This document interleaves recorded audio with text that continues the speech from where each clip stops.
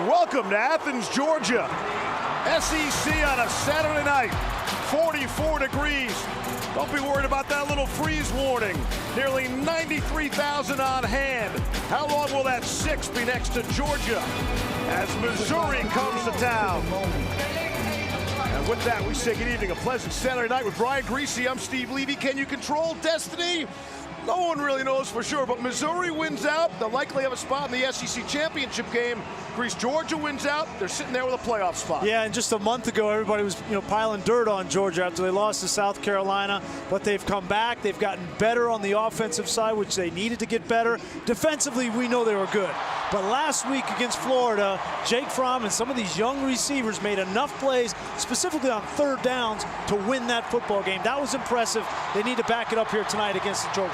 Quite possibly, this is Jacob Fromm's second to last home game. They got one more date here between the hedges. As for the quarterback from Missouri tonight, here's Todd McShay. I talked to Coach Barry Odom right before the game, and he really wanted to play Kelly Bryant. Kelly Bryant was begging him to play. Unfortunately, the medical staff just doesn't think it's the right move. He's got a hamstring injury. They're worried that Bryant is going to, if he plays tonight, going to wind up being injured for the rest of the season. So if it's not Bryant, then we go to Taylor Powell, a redshirt sophomore who's going to come in, and Coach told me he's got a big arm, he can make all the throws, and he knows he can make all the throws. He's just got to try to temper it. Tough spot for young Taylor Powell. We're getting set for the opening kick. Molly McGrath on the way. It's Missouri off a bye, and Georgia off the cocktail party victory a week ago against Florida.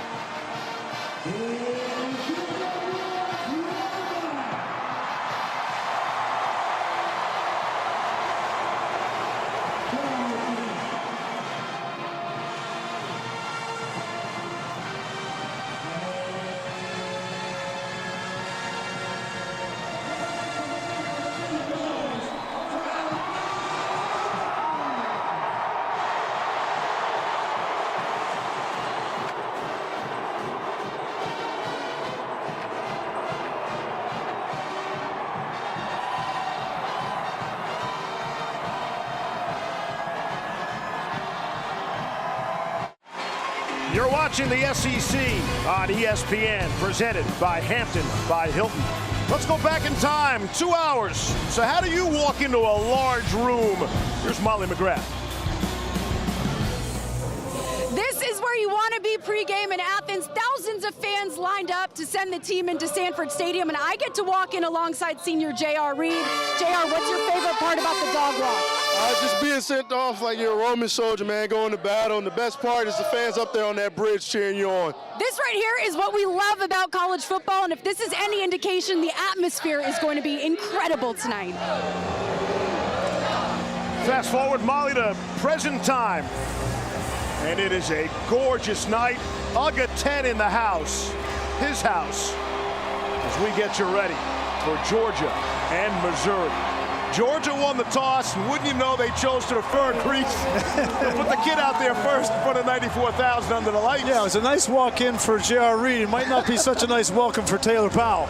Like a gladiator in the Georgia night.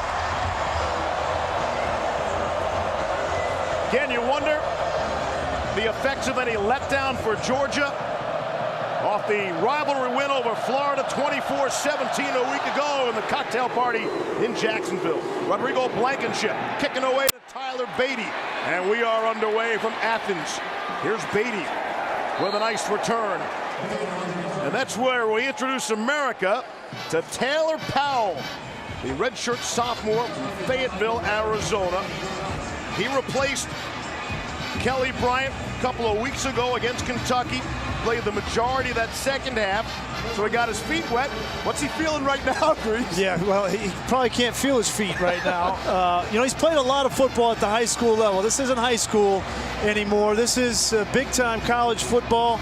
And you heard Todd. I think Barry Odom had the right approach. Don't try to do too much too soon in this football game.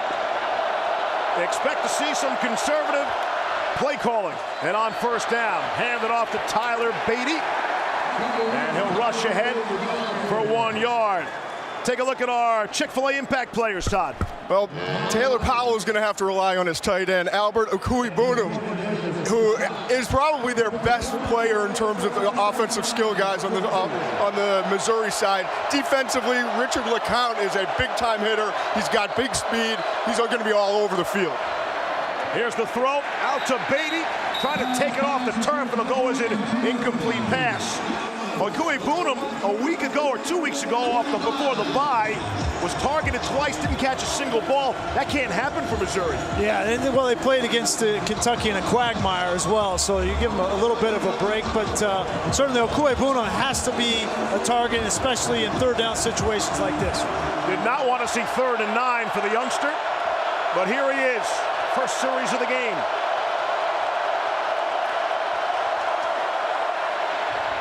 Taylor Powell dumps it underneath the Beatty, and he'll come close to the marker. Be taken down short, give him 8 on the play, needed 9. Tyreek Stevenson, the true freshman, making the stop. It's 4th down. And that was the right play, the right throw there from Powell. Beatty you're hoping he makes one guy miss and gets a first down, but a 3 and out for Georgia's defense.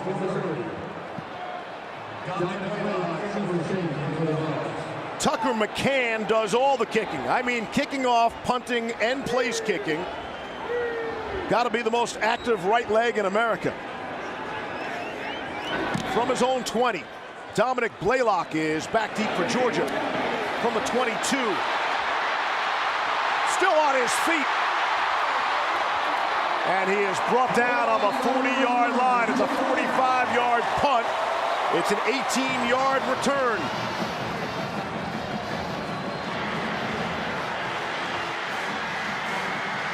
Last week, Jake Fromm went to a cocktail party and starred, threw 2 touchdowns to beat Florida. Clutch all game, especially on 3rd down. The emotional moment for Fromm and his head coach, Kirby Smart. He said, don't ever doubt Jake Fromm. And I'm just so thankful. I got a head coach who believes in me and believes in this team. And I'm so thankful to be here. One of the many things we love about college football right there. There's no question. And they had lunch over the break, and they talked a little bit about kind of where Jake Fromm is in his career and the offense. They didn't have a great outing against South Carolina. Followed it up with not a great outing against Kentucky. In the last 3 games, they're averaging only 20 points a game. But I think Jake Fromm has found his niche with this offense in particular. It's different than a year ago. There's no Ridley, no Miko Hardman, no Holloman, okay, no Holyfield. He's got a lot of new pieces, a lot of young players that have had to grow up in this offense. And I think he and James Coley now on the same page, and they're getting better on that side of the ball. 30-6 all-time as starting quarterback for these Bulldogs. 2nd down and 8 from their own 42. Bit of a high snap. It's DeAndre Swift, the 2nd carry of the night. Gain of 2. Take a look at tonight's Chick-fil-A impact players. You just mentioned Swift. I think he's one of the most underrated running backs in the entire country. He's going to be one of the top 3 running backs drafted coming up. And I feel like we overlook him. The other player to keep an eye on, number 15 wide receiver, Lawrence Cager. He is unbelievable in 50-50 balls going up and boxing out defenders. The graduate transfer from Miami. He is the top target for Jake Fromm. Maybe we see him here on 3rd down and 6.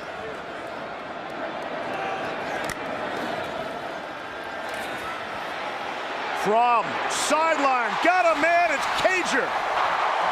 As scripted.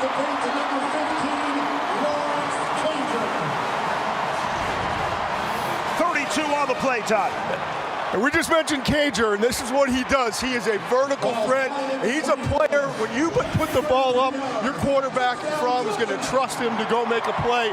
There, he didn't have to use his body to box anyone out, but that's what he does best. He is, as you said, become the go-to guy for Georgia. He really didn't have to do anything. What a throw. That ball was put to right on the money. All he had to do was stick his hands out. 1st down and 10. Cook out of the Wildcat. And he is picked up and thrown down in a big way. Tyree Gillespie, a loss of 1 on the play. Yeah, really good recognition by this Missouri defense. We'll talk a lot about Georgia's defense tonight, but Missouri comes into this game playing very well on the defensive side, led by number 1 right there in the middle of the screen, Jordan Elliott. He's their redshirt junior, 6'4", 315 pounds. He is a tough assignment for any offensive lineman. He's got to wear uniform number 1. Yes. Number 1? You know you're an athlete when you wear number 1. 300-pounder? All right. From the 25 of Mizzou. Here's Fromm. Trying to set up the screen. Too strong for DeAndre Swift. Couldn't haul it down. You see this Georgia offense and James Coley, their offensive coordinator. You get into the red zone fringe here. They try something different, a wildcat. There you see James. Wildcat with Cook on first down. Second down, you come back trying to get the screen out to DeAndre Swift, but he just wasn't able to get past the trash in there with the defensive line. If he was able to, he had to play. 3rd down and 11 now. Single setback is Swift. Got a young star in the making, George Pickens. He's Georgia's number 1, bottom of your screen. Here's Fromm to throw. Coming across the middle, it is Pickens. He flashes some of that star power right away. Touchdown, Georgia.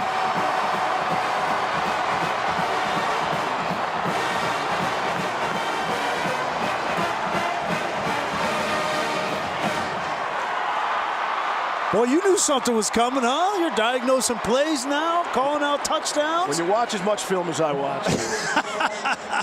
Well, when you watch the film of George Pickens, he flashes. He's got the speed.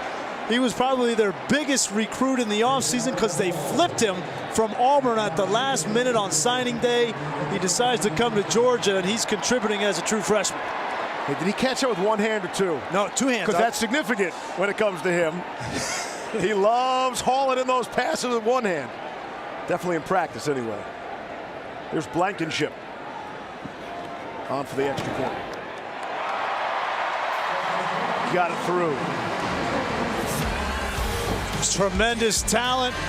Gets downfield, and when he gets the ball in his hands, nice job securing it, reaching up for the touchdown, puts Georgia up 7-0.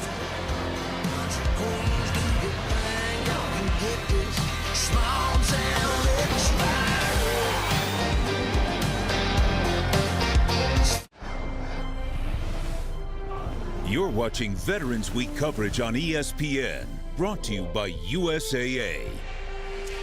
Indeed, Veterans Week on ESPN, brought to you by USAA, and you're watching the Dr. Pepper Championship Drive game of the week. That last drive by Georgia, 6 plays, 60 yards. Pickens, a 25-yard touchdown catch from Jake Fromm. 7-0. Dogs.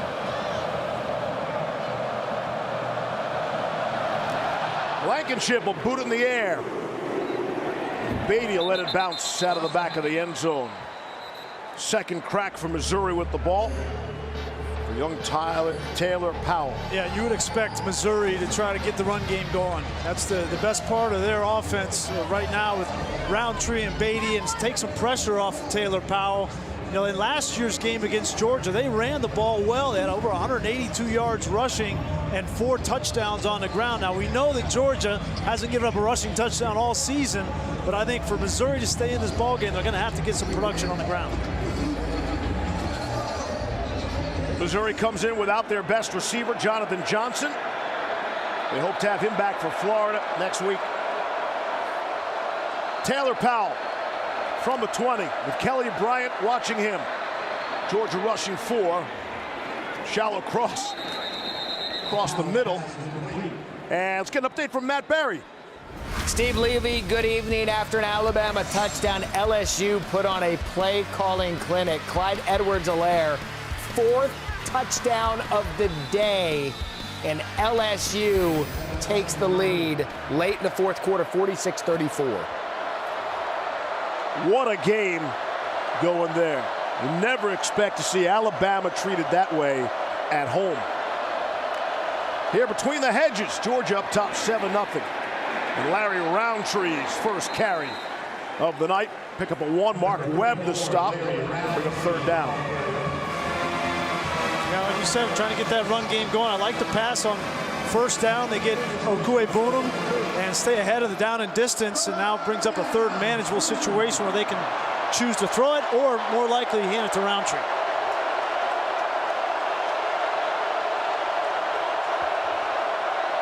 Gonna throw. Nearly intercepted. J.R. Reed tried to step in front of Okuegbunam. And it's 4th down.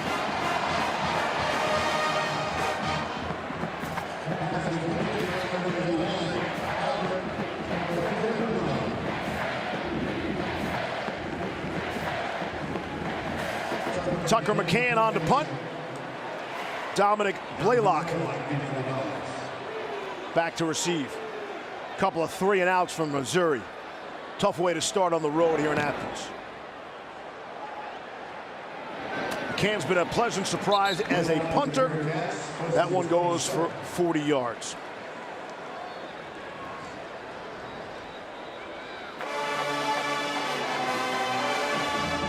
Jake Fromm will take that to the field. And, you know, these are valuable snaps, valuable plays at home. The people who love him here so much. I don't know how many more cracks they're going to get to see this kid not here in this stadium. Yeah, he's got a decision to make at the end of the year. He's not thinking about that. He's a guy that's living in the moment. But certainly this is his 36th start. You know, 4-year starters, had an unbelievable career here at Georgia, and these fans have been spoiled. They've had some great quarterback play the last decade between him and Aaron Murray. Both of them have given their heart and soul. They wear it on their sleeve, and you know you're going to get everything from Jake Fromm every single time he touches the grass. And you know he's going to be ready to go. He's going to be prepared. Flip to Swift. Crashes out beyond the 30. Khalil Oliver, the tackle, gain of 5. Todd? And we've been doing this for years, and we meet with most quarterbacks every single week. Brian, I don't know about you. I think he was the most impressive young man I've sat down and talked to in terms of just understanding and loving the game, but also just being comfortable in his own skin. And you can see why they've got a bunch of 5-star guys that have come in here, and they've shipped off a couple of them. Fromm is he's the guy, and it's really impressive to sit down and talk to him. There's no question, Todd. You know, Justin Fields, Jacob Eason, they were the heralded guys, and they were supposed to take his job, and he just refuses to not be on the field, and really is a joy to talk with him. You know, I always go back to one of my favorite things that Steve Young talks about quarterback play. It's a craft, right? It's not a job. You're not just out there throwing the ball, making plays. It's a craft. And that's how Jacob Fromm, that's how he approaches the quarterback position. It's really fun to talk with him, to understand how much football he knows. He challenges the coaches in the meetings. James Coley says, I have to come to meetings ultra prepared, otherwise I'll get exposed by a question from Jake Fromm. Right. And you get the sense Fromm sort of dumbs it down a little bit. Doesn't make the other guys in the room feel bad. Here's Harrion. Got the first down. Tyler Gillespie brought him down. Gain of 7. Here's Matt Barry. And you guys thought Alabama was out of it. Ensuing drive, Tua to Devontae Smith, 85-yard touchdown to get within 5. They did not recover the onside kick. LSU with the ball late in the 4th. Matt, let us know when it goes final. Well, I mean, what competition from Alabama. You could have counted them out twice in that football game. They just keep coming back. LSU's outplayed them. But it's been some mistakes, LSU defensively, but it looks like they're going to escape 46-41. You see that coming into that one? No. Thought there'd be a little more defense there. Zamir White, you hear the crowd will chant Zeus. It's a pickup of 5 on that play. This is a great start for Georgia offensively. You know, I think they had some time to kind of regroup after the Florida game, and that was a tough defense. Kirby Smart understood, listen, just get out of there with a win. It don't matter that we only scored 24 points. We just want to win. But this offense needs to continue to grow. They need to continue to get better. Like I said, the last 3 times out, they've only averaged 20 points. So tonight's a great opportunity for them to put their foot on the gas pedal. 2nd and 5. Here's Fromm, great protection. Put some air underneath it. And Cager couldn't haul that one in. Had it in his hands and could not hang on. 3rd down. This gives you a sense of the touch of Jake Fromm. He knows exactly what he wants to do on this play. Watch it from behind him. I'm going to freeze it right when he decides to make this throw. He's right there, okay? This ball has to be out here, and it has to be not a bullet, but he has to put air under it for Cager to run under it. You can't throw that any better. That's great anticipation and touch from Jake Fromm. Cager's going to make that catch, too, 99 out of 100 times. Third downs have been the key for Georgia. Last week, 12 of 18 against Florida. 3 for 3 so far here tonight. Third down and 5. Pickens is top of your screen. See if Fromm looks that way again. Coming across the middle. No. Tyler Simmons could not come up with it. DeMarcus Acey, the captain of that Missouri defense, had the coverage. And they're looking for somebody outside of Cager to step up. We've seen it from George Pickens already with a touchdown, but they need Simmons to step up. He's their veteran receiver coming back, he and Demetrius Robertson. And he dropped the ball last in overtime against South Carolina, which was intercepted. And now another drop, missed opportunity. Jake Camarda is back to punt. Been rather inconsistent, kind of week to week. You're not sure what you're going to get again out of Kamara. Rashad Floyd signals for the fair catch and nearly muffed that. That's a 37-yard punt. Will step out. 7-0 Georgia. Missouri's got the football when we come back.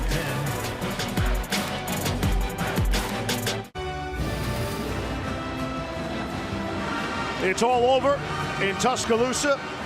It might have been over in that first quarter. Wow, LSU beats Alabama 46-41 in this year's game of the century. Man, Joe, what a game Joe Burrow had. 457 yards and 3 touchdowns. But to me, in the fourth quarter, there was stress. Alabama was coming back, and they had to make plays on offense, and it was Joe Burrow running with his feet. I think that really sealed it. On first down and 10, here's Roundtree. Missouri trying to get something going on the offense. In case you're just joining us after watching that classic from Alabama, here's the only touchdown of this game. That's George Pickens, the true freshman, who, by the way, went to Hoover High School. Where? In Alabama. How'd they get him out of the state? He wanted to go to Auburn, and he flipped on signing day to Georgia. Jake Fromm looking good early on. Roundtree stopped by Tay Crowder for no gain. And the other news for Missouri, Kelly Bryant, a no-go. Injured himself, hamstring, had to leave the game at Kentucky a couple of weeks ago. Replaced in that game by Taylor Powell, who gets the start here today. The redshirt sophomore, he's in a difficult spot, already trailing 7-0 and ready for third down and 4.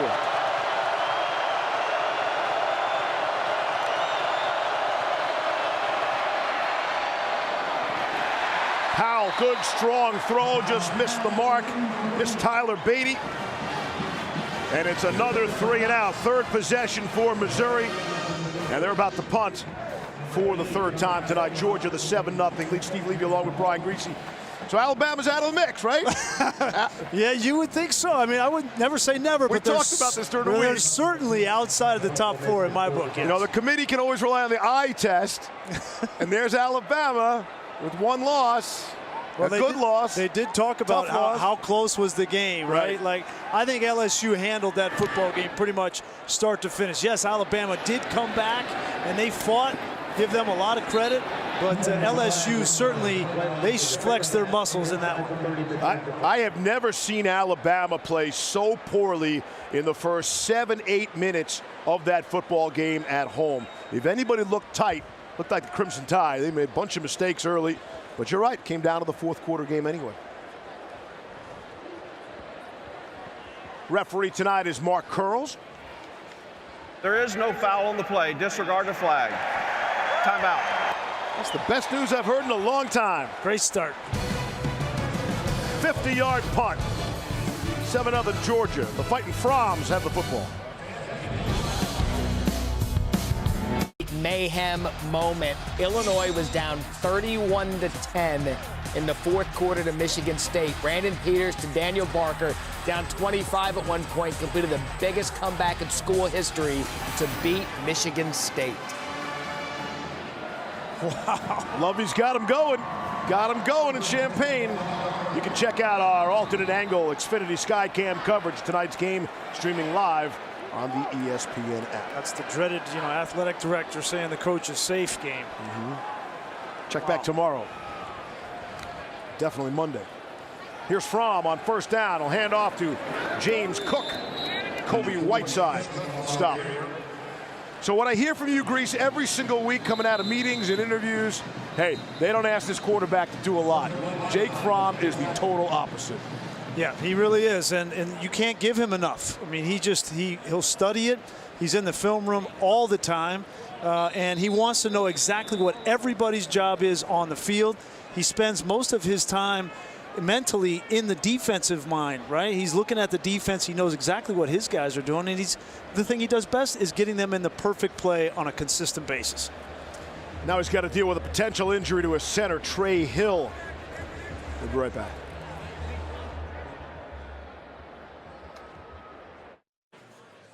You're watching the Dr. Pepper Championship Drive Game of the Week.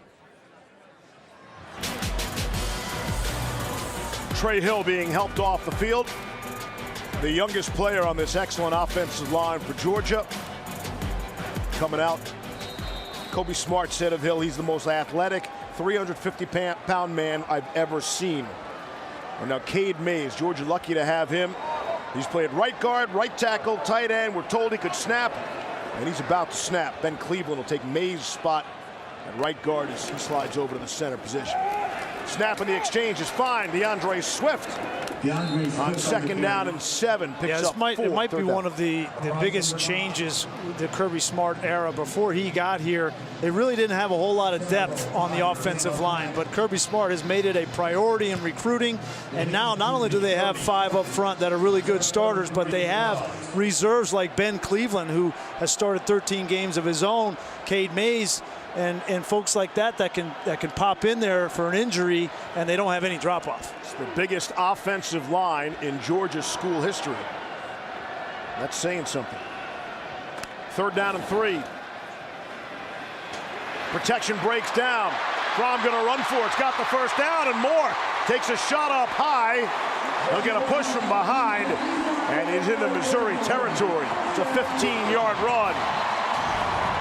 Great read here from Jake Fromm. Doesn't like it downfield. Nobody's open. He sees a lane, and he doesn't get enough credit for this. You know, he's not going to make a whole lot of people miss. He's not going to outrun anybody, but he is going to finish runs with a physical nature. And trust me, that offensive line, they watch that, right? And they will assume the attitude of the quarterback. A lot of times the whole team will. And the fact that he doesn't just slide there, but he actually gets some contact, I think that energizes this squad. 21st rush of the season for Fromm as we approach 3 minutes left in the first quarter. Here's Fromm rolling to his right. A lot of green in front of him. And he'll just throw that one away. Tyler Simmons in the neighborhood. Now this Missouri defense comes into this game. They are #1 in the SEC against the pass. And this is a unit, and Ryan Walters, the defensive coordinator, that they know their system. It's a little bit different, yes. They're going to play a mix of 3-4, 4-3, but it is a pressure defense. They are not afraid to come after you, and I think Jake Fromm and James Coley know that, and that's why they're moving the pocket a little bit to take the pressure off. And they're without Cale Garrett, who was their best linebacker, maybe the best defender on the team. He's lost for the season, sort of taking on the role as a coach, trying to help out where he can in the building every single day as if he were playing. Here's Harrion on second down and 10 for 2 or 3 and bring up a third down. The other thing that Missouri is going to need to do defensively is move their defensive line and their front a little bit. You can't just stay static and allow this big offensive line for Georgia to come off the football. Jordan Elliott, he can handle it, but they don't have 4 Jordan Elliott's up there. So they're going to need to move, and they're going to need to try to confuse Jake Fromm in situations just like this, 3rd and long. We'll see if we can get you an update on Trey Hill. 3rd down and 7 now. At the 44.5 of Missouri. It's Cager, bottom of your screen. Fromm. Put some air underneath for it, and it is Lawrence Cager with a catch. Gain of 15, first down Bulldogs. You can just see the confidence that Jake Fromm has in Cager. And at any point in time, he's willing and able to just throw this ball up. Look where he throws that ball from. I mean, he's back here off his back foot and just lays it out there the same route he threw earlier in the game to Cager that he dropped. Now at the 28, of Missouri. Cager took a long and winding and fascinating road to get to Athens.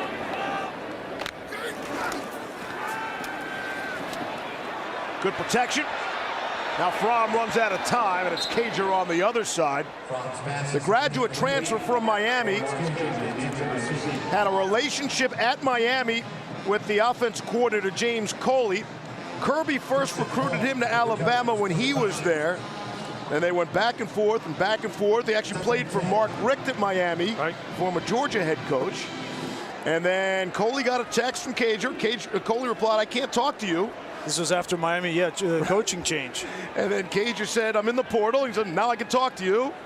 And Coley went to Kirby Smart and said, "Hey, I'm going to be late for this meeting." Yeah, they were actually in New Orleans at the Sugar Bowl when that all went down and happened, and they were fortunate to get him. Here's Harriet.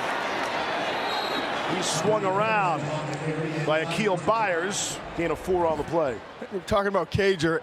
He's a quarterback's dream because the 50-50 ball, as I mentioned earlier, Jake Fromm trusts him, and he's earned that trust because he's as good as anyone in the country at going up, boxing out defenders, and using his body to make plays, and unbelievable leaping ability as well. So he's a special talent, and this has been a perfect fit with Fromm, and Fromm trusts him and is going to give him opportunities.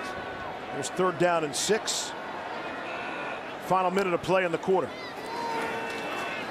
There's Jake Fromm.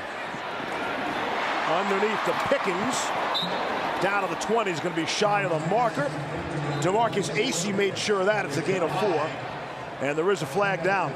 They got a flag in the area, holding or hands to the face. But what a great play by DeMarcus Acey. Personal foul, roughing the passer, number 90 defense. Penalties half the distance to the goal for digital run. First down. Markel Utsey, junior from Little Rock, Arkansas, got flagged. Wow, you got, this Missouri defense, and then this secondary. Acey makes a great play, tracking Perkins all the way across the field and comes up and makes the tackle, and just an unnecessary hit there from Utsey. He took 3 steps. Look at the effort there from Acey. They had forced a 4th down and would have been a field goal attempt, and an undisciplined play from Utsey gives Jake Fromm another chance. Utsey really bailed out Georgia there. Looked like Fromm might have been limping. Definitely got up slowly. 1st down and 10 from just outside the 10, so they can get a 1st down. Fromm, quick throw. It's Cager to the 5. Gain of 6. Jarvis Ware forced him out. Well, you know that Missouri is going to play predominantly man-to-man, and they'll switch it up with zone every now and then, but it's going to be predominantly man, and it's going to be Jarvis Ware, who Troy Walters feels is their best cover guy against Cager, and right now Cager's eating him alive. That'll do it. Quadid, and they are knocking on the door again.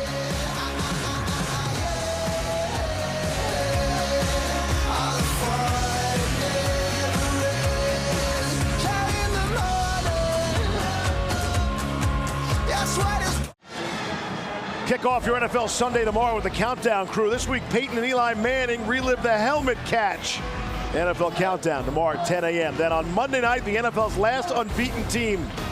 Didn't we see the 49ers in the preseason? Remember how awful they were? They're the only unbeaten team in the NFL. That should be a dandy. Russell Wilson and the Seahawks. I'm conflicted on that one. Big game in Seattle. Why is that? I'm a big fan of the Shanahan family, Coach me and Kyle, but I need the last undefeated team just to lose 1 game so that the 72 Dolphins are preserved. So. Got it. Yes, you are conflicted. Been saying that about you for a long time. Here's DeAndre Swift. Down to the 3-yard line. Devin Nicholson makes the stop. It's a gain of 2.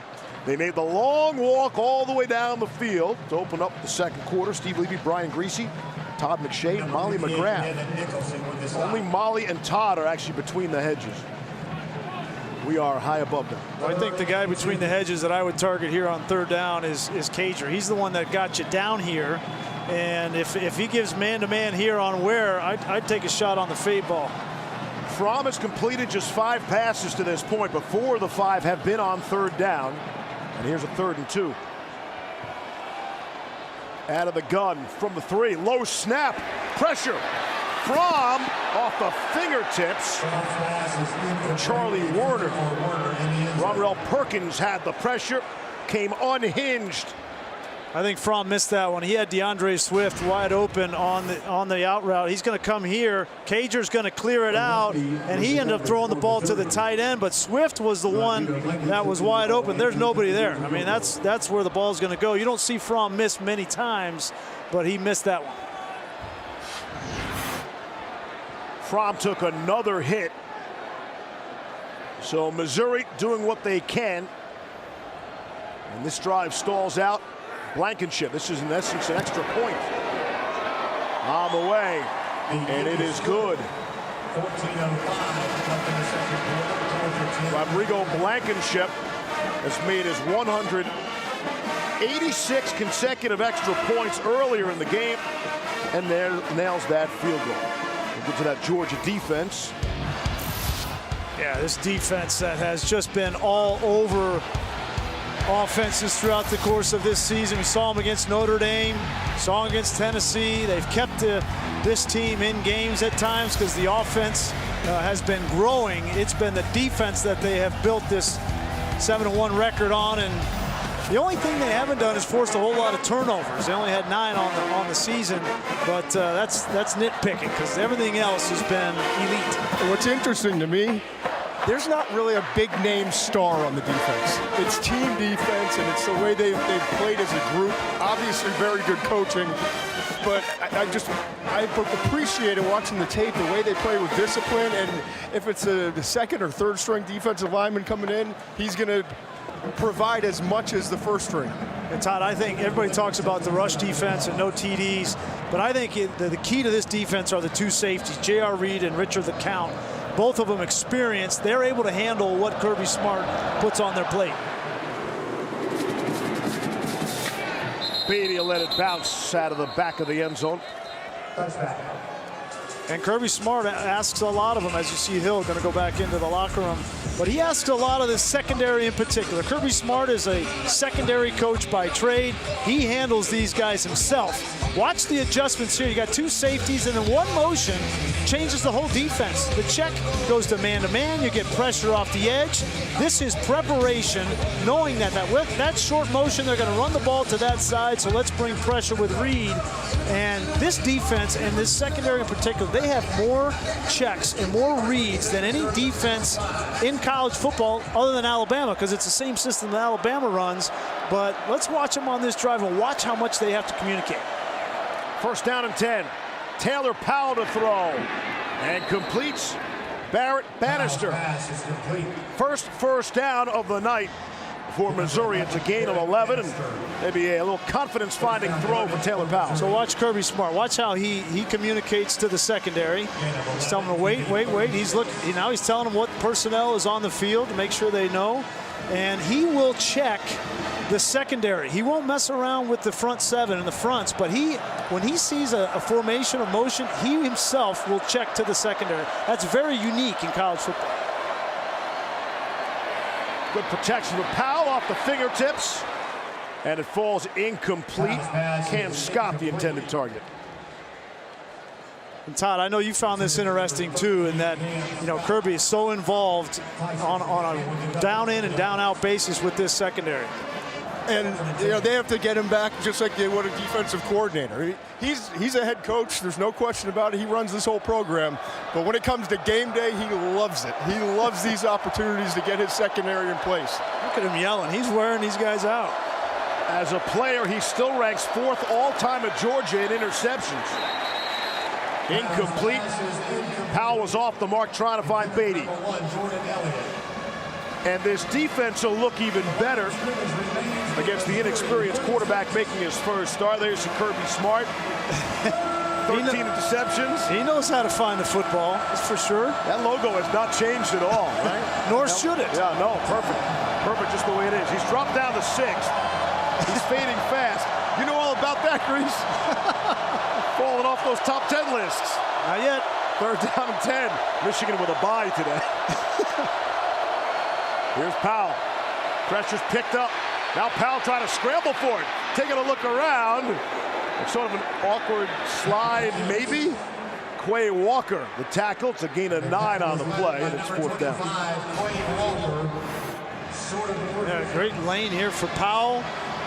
Just needs to get a little rhythm, get a couple of completions and get in rhythm. And I think right off the bat, you see Barry Odom. He's going to go for it here on 4th and short on his own side of the field, knowing that in order to stay in this football game, they've got to possess the football a little bit. And I talked to Barry before the game, and he said, you know what? This young man, he's got a lot to learn. This is a brutal spot, but he's got all the confidence in the world. Let's see. Before the snap, first charge timeout, Missouri.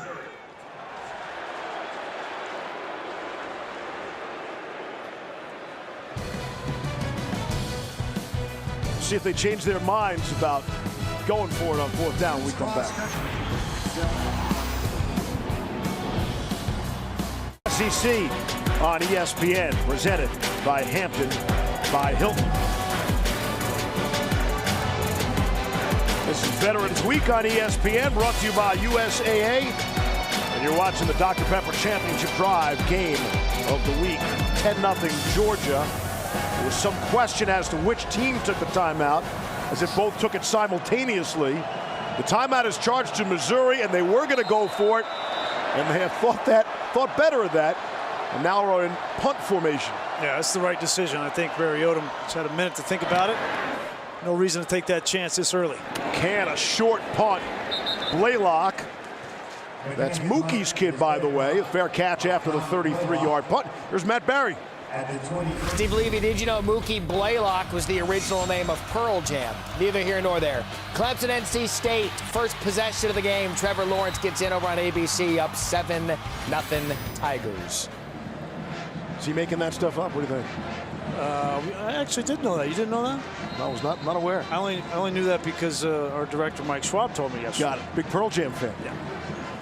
Mookie Blaylock. And I know Schwab knew before Barry. So. I think Pearl Jam was a better decision. Think they made the right move? Yes, I'd say so. Worked out. 1st down and 10. 10-0 Georgia, starting from their own 23. Here's Fromm. Under pressure, will be dropped. Taken down. Nick Bolton on the sack, along with Jarvis Ware. It's a loss of 9. Florida didn't sack him one time a week ago in Jacksonville. Missouri gets to him here. You're going to see Bolton and Ware. They bring the corner. When the back picks up the corner, Steve, that frees up the linebacker who had Swift in coverage to then come after the quarterback. They call that a green dog. He's reading the back. When he blocks, he's green to the quarterback. That was perfectly executed. Just the 5th sack this season of Jake Fromm, the fewest among FBS quarterbacks with at least 200 pass attempts, and 3 of those 5 now in the season came against South Carolina, and that ugly loss as Lawrence Cager on the receiving end. Where the stop. There's Molly. Well, Steve, Georgia center Trey Hill had his left ankle taped so heavily that he had to have medical training staff go get him a bigger shoe. He hobbled back to the locker room, still can't put full weight on his left ankle, but before he left the field, he gave a thumbs up. All right, Molly. Trey Hill has a lot of experience with Jake Fromm. Actually blocked for him in high school. Didn't snap for him, but he was a starting offensive guard in high school. Here's Fromm now to throw. Under pressure again. Nearly taken down. Dumps it off for Swift. And forward progress. It might give him a yard. And an extra shove or 2 on that sideline. Missouri not going away. They don't look afraid here tonight. No, especially defensively. And why would they? They come in with a lot of confidence. And that time Whiteside got in the backfield. He's not the tallest defensive lineman at 6'1", but he's got quickness. And between Whiteside and Elliott, they feel like they can get some pressure on Jake Fromm tonight, and that time they did. First 3 and out of the night for Georgia. Camarda back to punt for the 2nd time. Think twice about rushing the punter with these 2 big guys back here, huh? That's Ben Cleveland and Jamari Salyer. Nobody wants to hit those guys. They didn't pressure him either. Takes a Missouri bounce. So the Tigers will start first down and 10 at their own 46-yard line. The Georgia season, how did we get to this point? Way back in September. Remember watching on TV, the game was electric here with Notre Dame in the house. Playoff chance rose to 46%. A couple of weeks later, also here, lost in double overtime to South Carolina. And then last week, bouncing back in a rivalry game, beating number 10 Florida. And Georgia's odds of making the playoff went up just 4 points. Well, we asked Kirby Smart if they got better from the loss to South Carolina. He said there's no question it made them better. Yeah, they would have loved to have won the game and still learned a lesson, got the wake-up call, but thankfully for Georgia, it didn't knock them out of anything. Everything is still right in front of them in the SEC and beyond. Good time for Powell. Time for a cup of coffee. Still time, and now we'll throw it away. That must have been great coverage in that Georgia secondary. Yeah, this Georgia secondary, we talked about it on the last drive. They communicate so well. LeCount, Reed, Daniel, who's been filling in for an injured Tyson Campbell, who they now have back healthy. There's just nowhere to go with that football. And how about having to play this defense in this house as a first-time starter?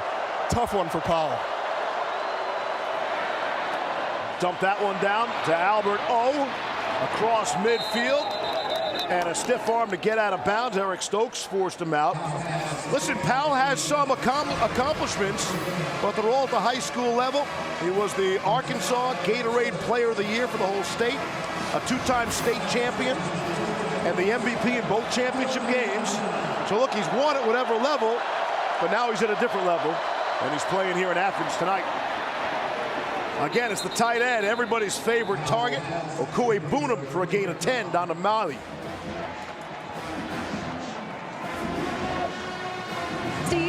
Steve, on the sidelines, Mizzou coaches were telling quarterback Taylor Powell, be aggressive and stop playing scared. Don't be afraid to throw it down the field. You can't win by being conservative. And Powell looked overwhelmed on the sidelines, but teammates were very supportive, saying, calm down, trust us, we got you. You got those saucer eyes going down there, Molly? Definitely. And understandable. Off the play fake. Again, he's had a ton of time to throw. Here's Powell.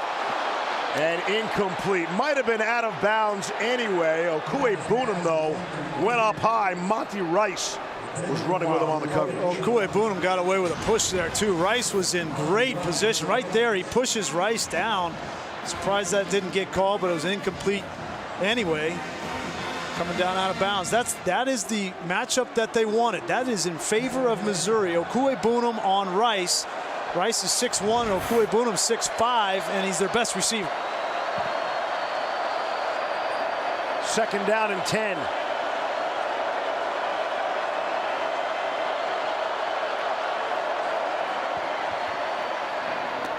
Quick throw and a strong one to Cam Scott. He's got the first down. And you can see Powell developing some confidence. Yeah, he's thrown the ball well on this drive. This is a confident throw coming right at you. Cam Scott off coverage. He hits his back foot and the ball is out. That is a sign of a quarterback that knows exactly what he wants to do, where he wants to go with the ball with an efficient drop. Fifth play of the drive. So it's not saying much, but it is their longest drive of the game so far. Under 9 to play in the half. Mizzou looking to cash in with the great starting field position. Here's Roundtree. Lower in the helmet. You hear the crash from Eric Stokes in the contact. Gain of 3. Look at the confidence of Powell. A little wink to the receiver. Hey, nice job, kid. Not his first year in the program. He was Drew Lock's backup for 6 games last year, redshirted in 2017. Top 20 high school quarterback coming out. Second down and 7. Number 24 of Georgia. Powell loads up and throws, and it's intercepted. Richard LeCount down the sideline. He's got blockers in front of him.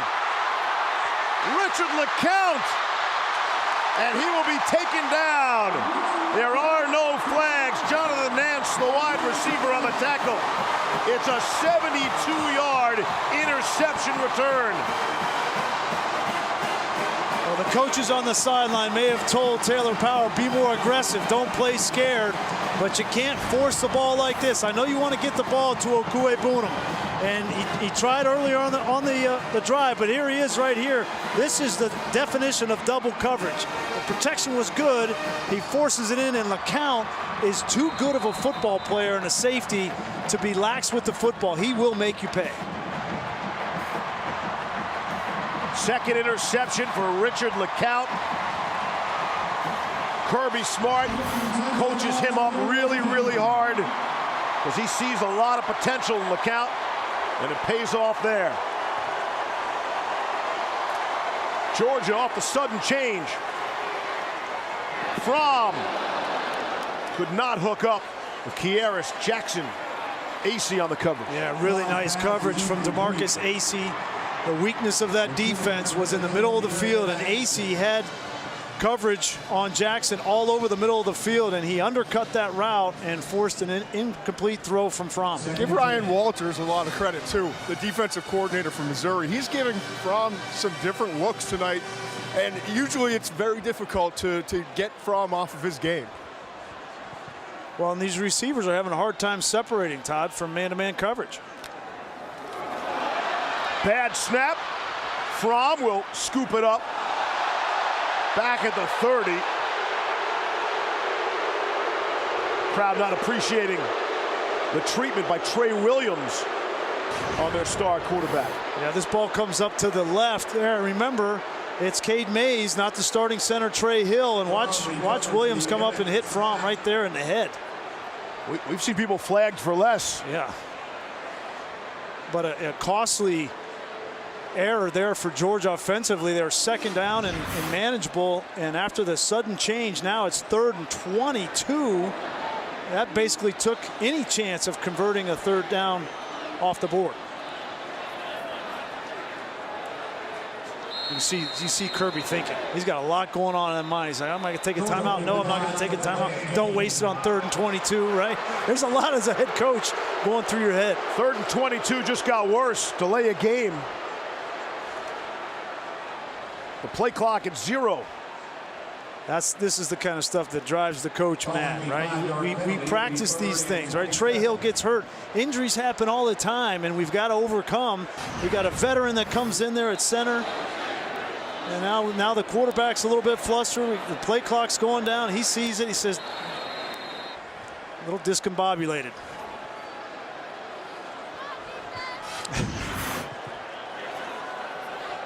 How about 3rd and 27, Doctor? Let's get back in field goal range. From the 35. Throw to Cager. It's caught at the 30. Blankenship has a rocket for a leg, as you probably know. It's a gain of 4 on the play. I say Blankenship might have liked a few more yards there. I mean, make it a little bit easier, but this is well within his range. The Rose Bowl record holder, 55 yards. I know Rose Bowl records. Yes, you do. Former MVP of the Rose Bowl, I would imagine you would. 55 is his career long. There's a chippy for him, 48-yard attempt for Rodrigo Blankenship. Out of the hold of Camarda. Plenty good. So George is able to cash in the interception by LeCount. The 72-yard run back. Drive stalls, some penalties, but they add the field goal. Make it 13-0 for the home squad.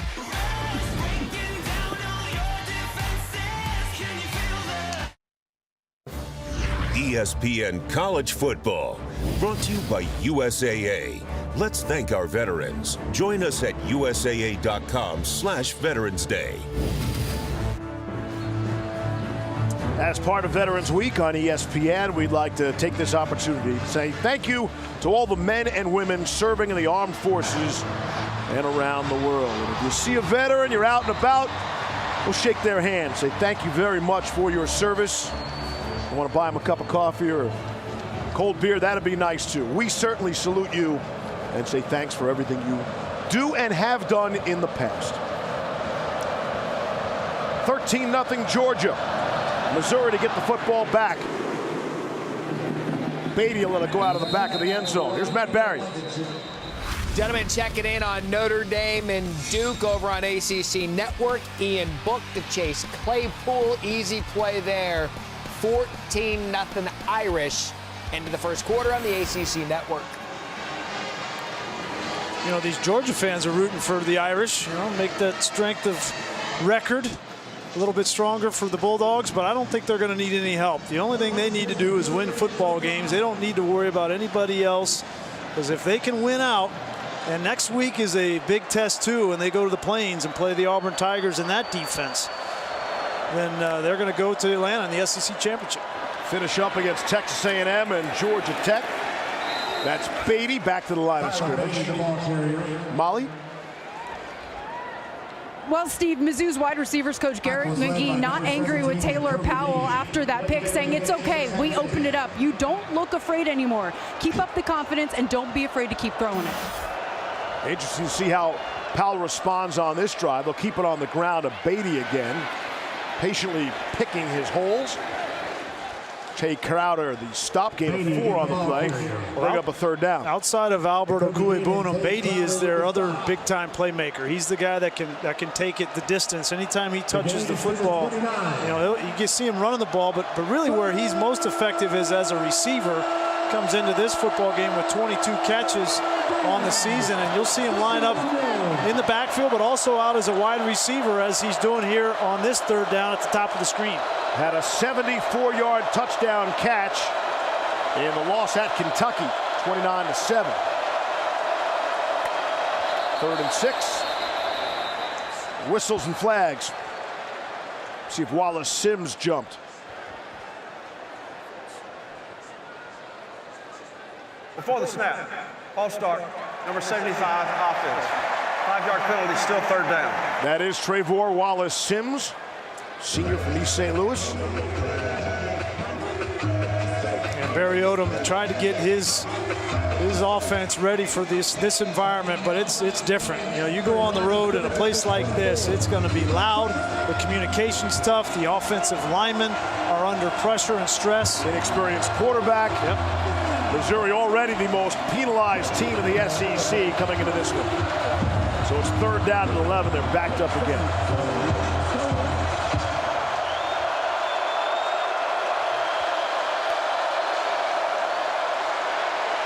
Get some pressure.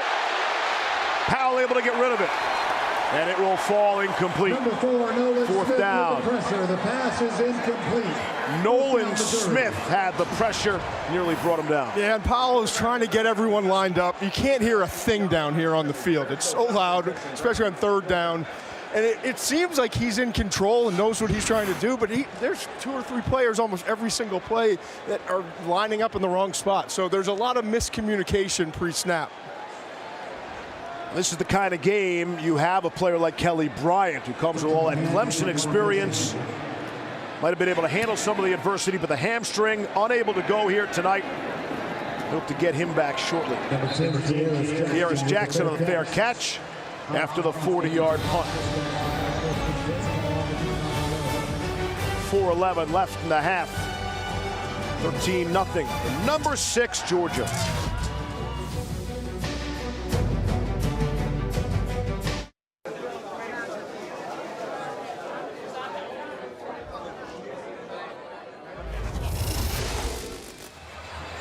A little late for breakfast, Reese, isn't it? Don't miss a college football edition of Detail, hosted by Alabama's Nick Saban. Detail is streaming now on ESPN+. Sign up today at ESPNplus.com. I'd like to know what Nick is saying right about now, actually. I wonder if that's live. Then Tuesday night, 7, the exclusive reveal of the next college football playoff top 25 rankings right here on ESPN and the ESPN app. Reese and the guys will have coaches' reactions and a live interview with the committee chair, Rob Mullins. Look forward to that each and every Tuesday night the rest of the way on 1st down and 10. It's Herrion, the ball carrier. So where do you think Alabama drops down to? Not very far. Not very far. Right. You know, I wouldn't be shocked if they're ahead of Oklahoma, just based on who they lost to. Right, Oklahoma lost to Kansas State, right. and I wouldn't be shocked if they didn't drop below Oregon or Utah either. So that right in there. It's just so bizarre. Like Clemson being at 5 makes sense, and I get that. You just talk about your own eye test. You're not used to seeing a 5 next to Clemson. That must seem so foreign. Yeah, they don't have to worry about that. So, you know, Dabo was all worked up this week. You know, it was 1 week. You know, just a little bit of humble pie for them, and they'll be right back in at number 4 next week. You see the remaining undefeated. How about Baylor? Needed a field goal late to force overtime. They were 9-9 going overtime. Well, and row the boat. Row the boat. Yes. I mean, certainly LSU took the day, but row the boat was right behind them because there were a lot of doubters of P.J. Fleck and that group. But that offense, Tanner Morgan and those wide receivers, they played outstanding today. Hey, the crowd was rocking. Yeah. The stadium was great and mini. Good for them. Like to see the programs have been down for a long time. This is their best start since 1904. Not sure what the playoff committee looked like back in 1904, but probably was different. Here's Fromm to throw, and airmails it over the head of Dominic Blaylock. And it's a 4th down. So that's a reoccurring theme here for Jake Fromm, and you got to have receivers that can separate. And you have Blaylock there. He's not separating. In the middle of the field, Simmons not separating. I think Georgia, and talking with the offensive coordinator James Coley, I think they're at a point where they need to get guys that are running backs, Swift and Harry, and those are the guys that can consistently beat man-to-man coverage against linebackers. They need to get them more into the passing game. Well, it's been a problem all year. I mean, Yeah. they getting down the field vertically. This passing attack has not been what it needs to be. It's Cager or bust. Right. Floyd the fair catch. Credit to Missouri's defense, but the last 3 times Georgia's had the football.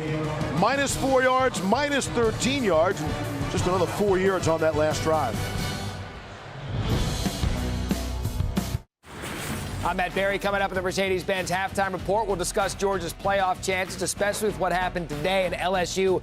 Alabama going down to the wire. Plus, they're still rowing that boat in Minneapolis. Jesse Palmer, Joey Galloway join me coming up. In fact, Minnesota tweeted out an application, Steve Levy, to get on the bandwagon or the boat wagon at this point. So you can print one out in the press box and sign up. That and more coming up on the Mercedes-Benz halftime report. P.J. Fleck, they already gave him the extension last week. I want to lock him up a little longer. Well, that's a way to follow it up, right? Yep. You get a contract. We'll see if they can sustain now, right? They're going to go to Iowa next week. That won't be easy. Roundtree out to the 15, gain of 3. While we were away in commercial, pick up the phone and call somebody you love, and you see some frustration there. James Coley and Jake Fromm, long distance. Yeah, they're just kind of talking it through. And you know, I think what's unique about this is a partnership. You know, most times we look at coach to player relationship. Coach tells the player what to do. That's not how this works. These two are on the same page. They're on the same page mentally with this offense, and we're trying to work it through, saying, listen, we're having a hard time separating from man coverage, so let's get some crossing, some rubs, get our backs out, and start getting some receivers open against this Missouri defense. We documented earlier how good this Missouri defense is, and Georgia's feeling the effects of that right now. I'll start. Number 81, offense. 5-yard penalty, still 2nd down. This is something that Georgia has been doing a lot more of, is the stemming by their defensive line. Watch them. They're all stemmed together. There's a move from the linebacker, and when they shift, sometimes they'll get an offensive lineman or a tight end, in this case, Okui Bunum, to jump off. They've done it consistently the last couple of weeks. It's been effective. Missouri offense scored 31 points or more in each of the first 6 games of the season. They were off to that great 5-1 start, and then only managing 14 points and 7 points each of the last 2 weeks. Yeah, there were a lot of people that thought that Missouri coming into the season could potentially be 8-0 coming into this game. They'd been favored in every single game this season prior to tonight, Expectations were high, and we've seen Coach Odom. They've started slowly, have great second halves. Yeah. His November record is outstanding. Well, this season, kind of the opposite. They get off to the big start. He's been great, you know, coming off of tough losses. You know, he went into Florida last year and got a big win down there. They stumbled right out of the gate, as you see, against Wyoming. But the 2 losses at Vanderbilt and then at Kentucky, those are games you're supposed to win. Okay, and those were embarrassing losses. And look what they did to South Carolina, the team that nearly destroyed Georgia's season right here. But the bye week came at a good time for them this past week, so they've made some changes and they've come out and competed in this one. Second down and 12. Here's Powell from his own goal line, shovels it to Roundtree with some running room. He'll get out to the 18-yard line, pickup of 8. DJ Daniel forced him out. You got to be careful with the football back here for Taylor Powell. And I know that sometimes things break down and then you go into the backyard mode, but you're right before half. It's still a 2-score game, down 13-0. Be really careful ad-libbing in the shadow of your own goal line. Still 2 timeouts. 3rd and 3. Looks like they got Georgia to jump. Might be a free play. Why not take a shot? Oh, and the outstretched arms of Cam Scott. Got a hand on it, couldn't get 2 on it. That's a great job by Powell, recognizing that he had gotten the defense to jump, and Scott has to lay out for this. You have to do everything you possibly can to catch that football for your team and your quarterback. That's poor effort. 5-yard penalty results in a first down. That's the play Missouri needed. Cam Scott, sophomore from Texas, broke in a big way. His first career reception was a 70-yard touchdown last season and nearly made the big play. So, you know, receivers, you got to get 2 hands on the football. There's no reason to put one hand even try, out there, you know, and you see receivers that will dive with 2 hands out. He didn't even dive. He didn't try to get 2 hands on it. It's like he wanted to go after it with 1 hand. 90 seconds to go on the half. Missouri's running the football with Roundtree. Azeez Ojulari made the stop. Another flag. That'll stop the clock. And a Georgia player hits the deck. Yeah, and guess who? Second flag. Count. Yeah, it's Cam Scott that's in there instigating. You know, after he gives poor effort on one play, he comes back and he hurts his team on the next. And he's going to get an earful from Barry Odom. I can guarantee you that. Coaching staff told us about Scott that he is emotional, he wants to win, and that you hear him before you see him. Well, Barry Odom doesn't want to hear anything from Cam Scott right now. As they sort out the penalties, and there's the conversation. You can say, he said, look at me. It doesn't matter what happens. You got to keep your cool.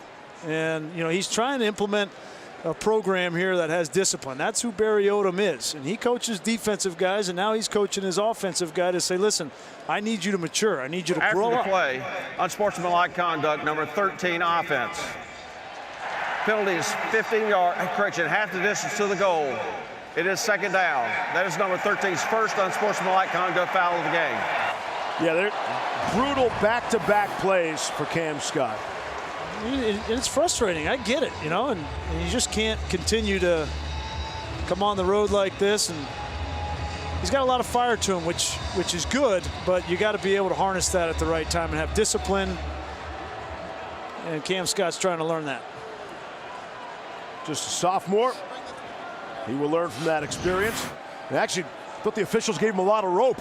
He threw 4 or 5 pushes or punches and finally got flagged in the last one. Well, you know what happens when you drop a pass like that, then the defense gets in your ear. And so it wasn't just what you saw, it's probably what he heard that really tipped him off. Great point. Coming up on the final minute of the half. Now 2nd and 19. Draw. Handoff, Roundtree. Lowers the shoulder. Take on some people. And he's out of bounds at the 22. I would call a timeout here if I was Georgia. Good idea. Georgia's got 2 left. Todd, did you see that hit from Richard LeCount? I mean, he's not the biggest guy, 190 pounds, but he comes up there. And he didn't get Roundtree on the ground, but he certainly delivered a blow. This is a guy I think is going to play a long time at the next level. And talking with Kirby Smart about him, said he's very instinctual. He diagnoses routes.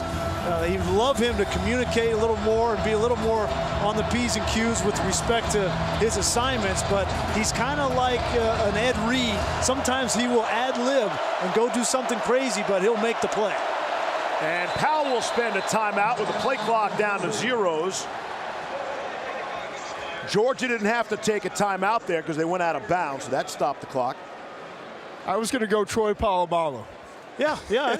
You know, just a guy who you watch him and you say, what's he doing? What's he reading? And then he goes and makes the play. Polamalu was around the line of scrimmage a whole lot. LeCount, to me, plays deeper, and Ed Reed, nobody is Ed Reed, okay? I'm not comparing him to Ed Reed, but I'm just saying that sometimes, I remember when I would prepare to play Ed Reed, he would be in positions he wasn't supposed to be in. And I would think to myself, how does he know that I'm trying to throw the ball over there? I threw an interception to him one time, and he was completely on the wrong side of the field. And I asked him after the game, I said, how did you know? He's like, come on, man, I read everything. Right. You know? But that's what LeCount is. He sees things, and he's instinctual, and that's what you need as a safety. Was Ed Reed the player that Tom Brady had written down on his wristband with the plays to check where Ed Reed is on every single play? Smart. Yeah. 3rd down and 11 out of the Mizzou timeout. Still in the ball game here, down 13-0. Final minute and a half. Trying to set up the screen to Beatty. And he will not get back to the line of scrimmage. It's a loss. 4th down. It's great effort there from the defensive lineman, Travon Walker, Georgia will spend the timeout here to keep some clock.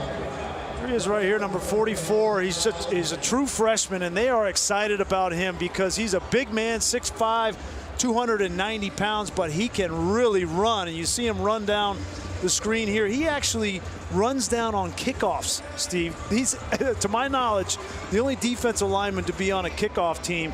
That is how talented Travon Walker is. He's an athletic marvel, and they're really excited about his future here. One of the fastest guys on the team at 6'5", 290, and again, redshirt freshman, that means he's going to get bigger. Probably get faster too. Well, he missed the Kentucky and South Carolina games with the wrist surgery.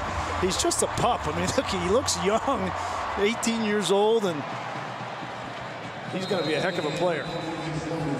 There's McCann.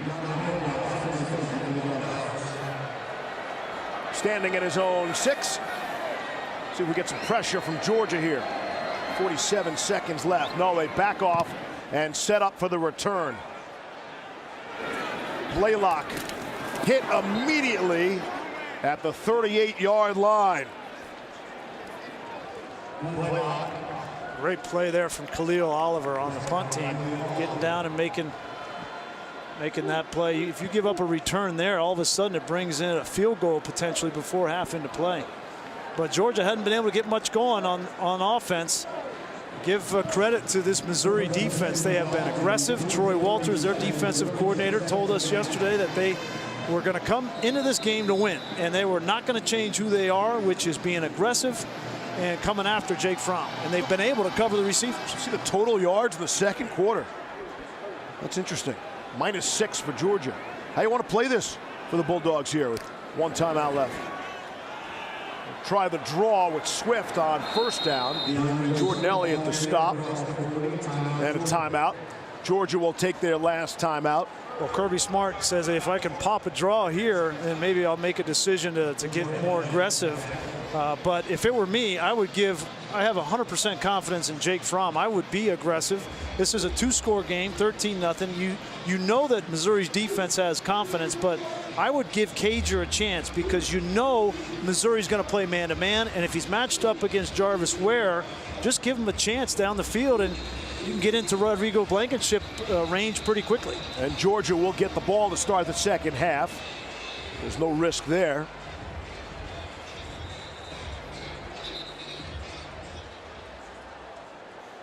Speaking of Blankenship, I think the South Carolina Blues are gone from him. I've been impressed with the way he put that miss in overtime behind him. He's moved forward, and he has really gotten back his rhythm. See, he was wearing those pink cleats. Wears pink at home, silver bullets on the road.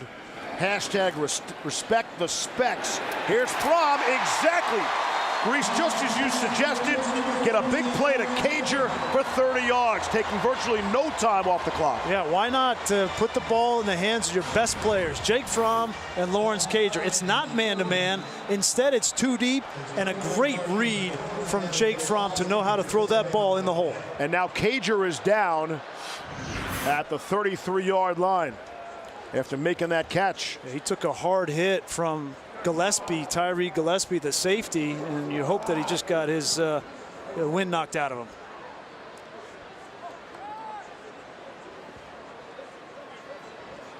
Great concentration. You know you're going to get hit as a receiver when you throw that hole shot in too deep. And Gillespie comes up. I think that's a clean hit. There's no issues with that. Right in between the corner, Ware and Gillespie.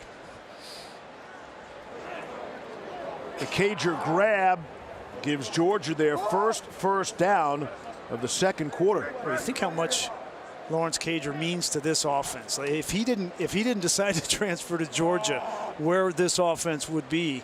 And for that matter, Eli Wolf, the tight end, who's our leading receiver at the tight end position, well, look at that. Transferred in as well. And I don't think that's the wind knocked out of him, unfortunately. Yeah. And the reason there were opportunities for Cager and Wolf, really Georgia lost 5 of their top receivers from a year ago. A couple of guys left early for the NFL, Mecole Hardman and Riley Ridley, including Isaac Nada, the tight end, is among their leading receivers. Yeah. Actually, DeAndre Swift, the running back, was their top returning receiver.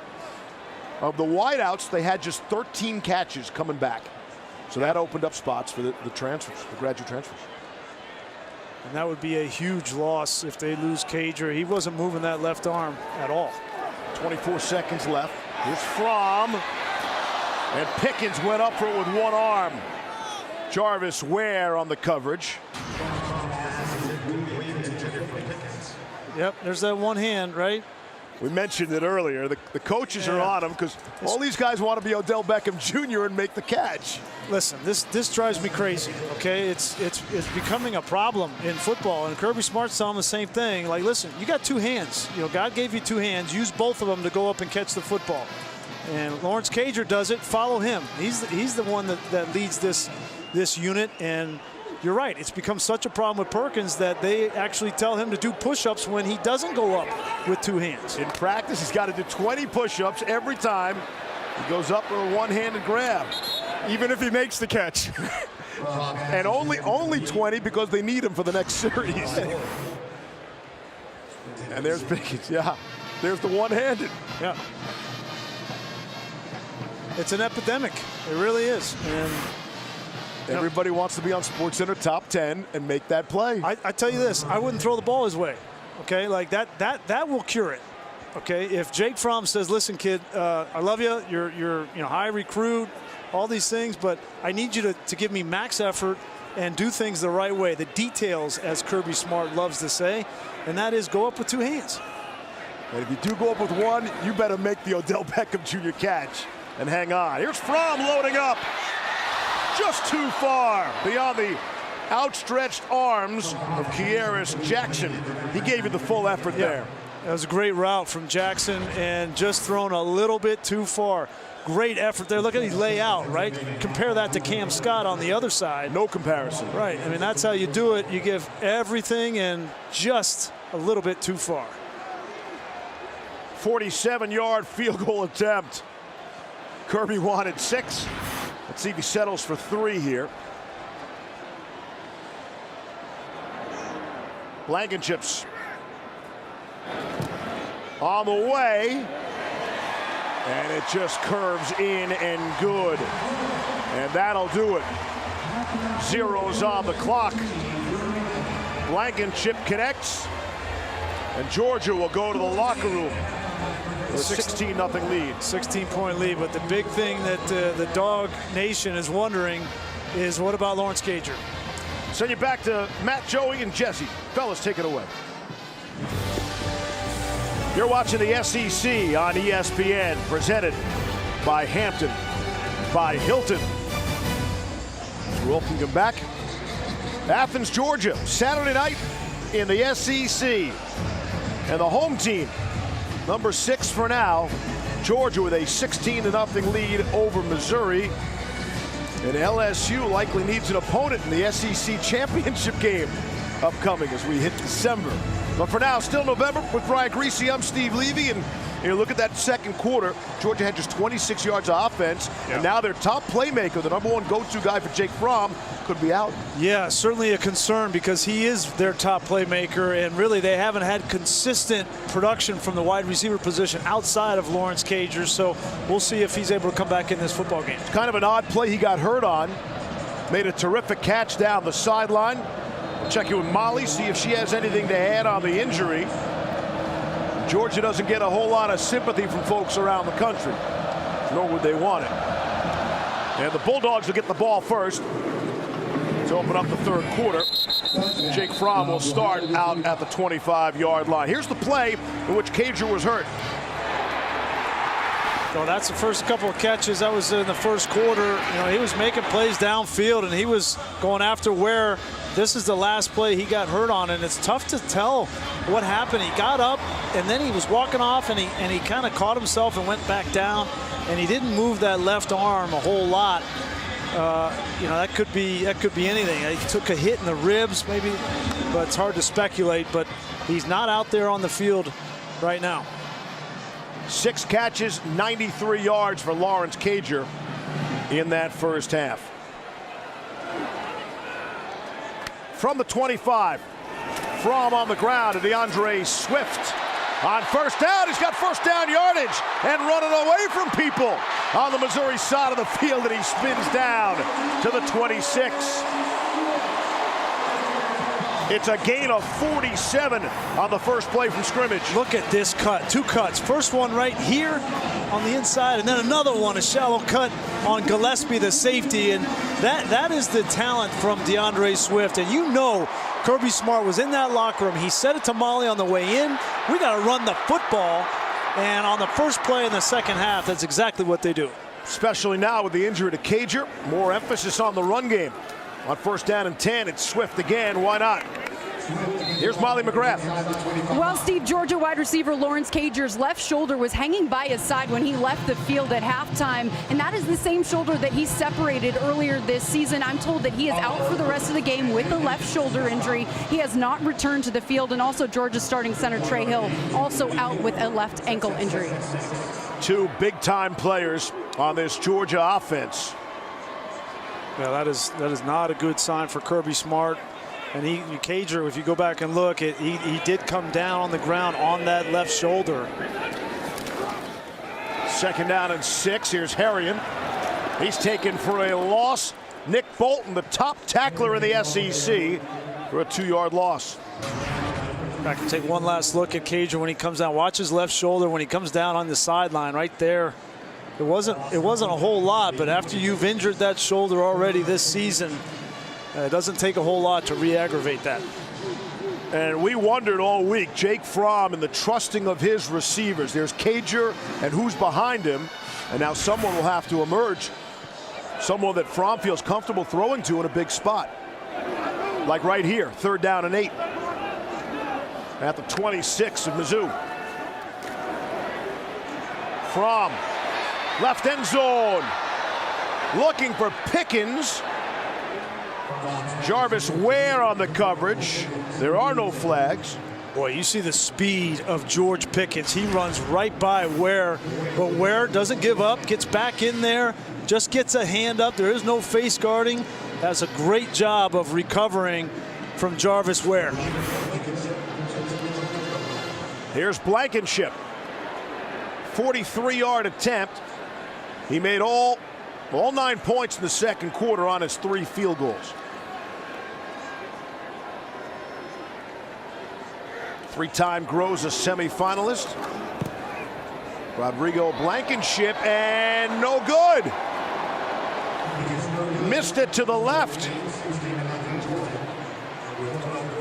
And the score remains 16-0. Now this is exactly how he missed in the overtime against South Carolina. He missed just to the left. He's been such a consistent quality kicker for so long here talking with Kirby Smart, he says he doesn't know what he's going to do next year after he doesn't have Blankenship. He's never not had a great kicker here at Georgia in his time because he's been here all 4 years, and he really doesn't know what he doesn't know when Blankenship graduates. Blankenship, the 5th on the all-time scoring list in the SEC. Came into this one with 389 total points. And again, he has 3 field goals, but misses there, keeping Missouri in the game. Larry Roundtree, ball carrier. It really is amazing that Missouri is in this football game with 0 offensive production. They have not been able to get anything going, and we knew there was going to be a challenge with Powell subbing in for Kelly Bryant with that hamstring injury, but is there some way for them to find some kind of offense? They haven't been able to run it, and they really haven't had a lot of consistency throwing it either. Roundtree ran into his own player. Ran into tight end Daniel Parker, who's been so important in that Missouri running game, for a loss of 2. It hasn't been pretty tonight, but we got guys falling down without being touched. And, we talk about Taylor Powell and how difficult this environment is. He's not getting a whole lot of help from his teammates either.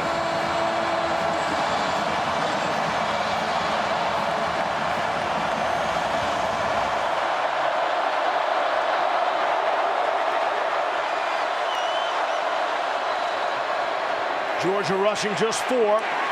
Not going to matter. Powell is dropped for the sack. Azeez Ojulari and Quay Walker combine on the sack. And there's tight windows. There are some throws to be made for Taylor Powell. He wants to throw this ball out here to Beatty. It's really well covered. The ball should end up coming right here on the shallow cross. It's not a big window. It's just enough, but that's his only throw. That's a tough assignment for Powell to go from 1 to 2 to 3 in this environment. The 5th 3 and out for Missouri. Tucker McCann punting for the 7th time. Blaylock from the 37. Dominic Blaylock across midfield, little stutter step, and he's forced out on the Missouri side of the field. 43-yard punt, 16-yard return. Hey, Taylor Powell, welcome to the SEC at night.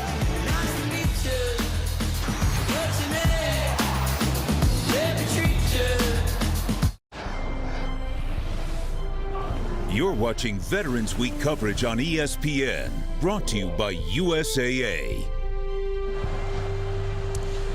9th meeting all time between Georgia and Missouri. The first ever hookup in November.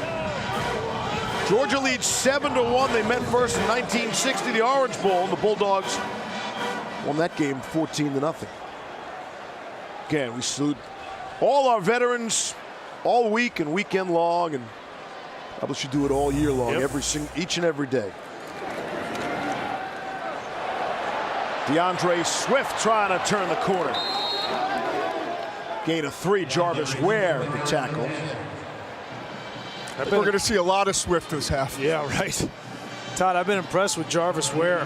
He's been good in pass coverage. He's been in man-to-man on Lawrence Cager. Now, Cager's made some plays on him, but then you see him in the run game coming up and being physical, making an open field tackle on Swift, who's one of the most difficult guys to get down in the open field. Herrion checks in now.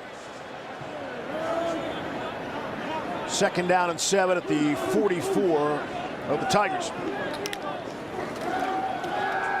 Off the play fake. Fromm completes to Pickens, and he has first down yardage, gain of 9 on the play. Jake Fromm came in completing 70% of his passes.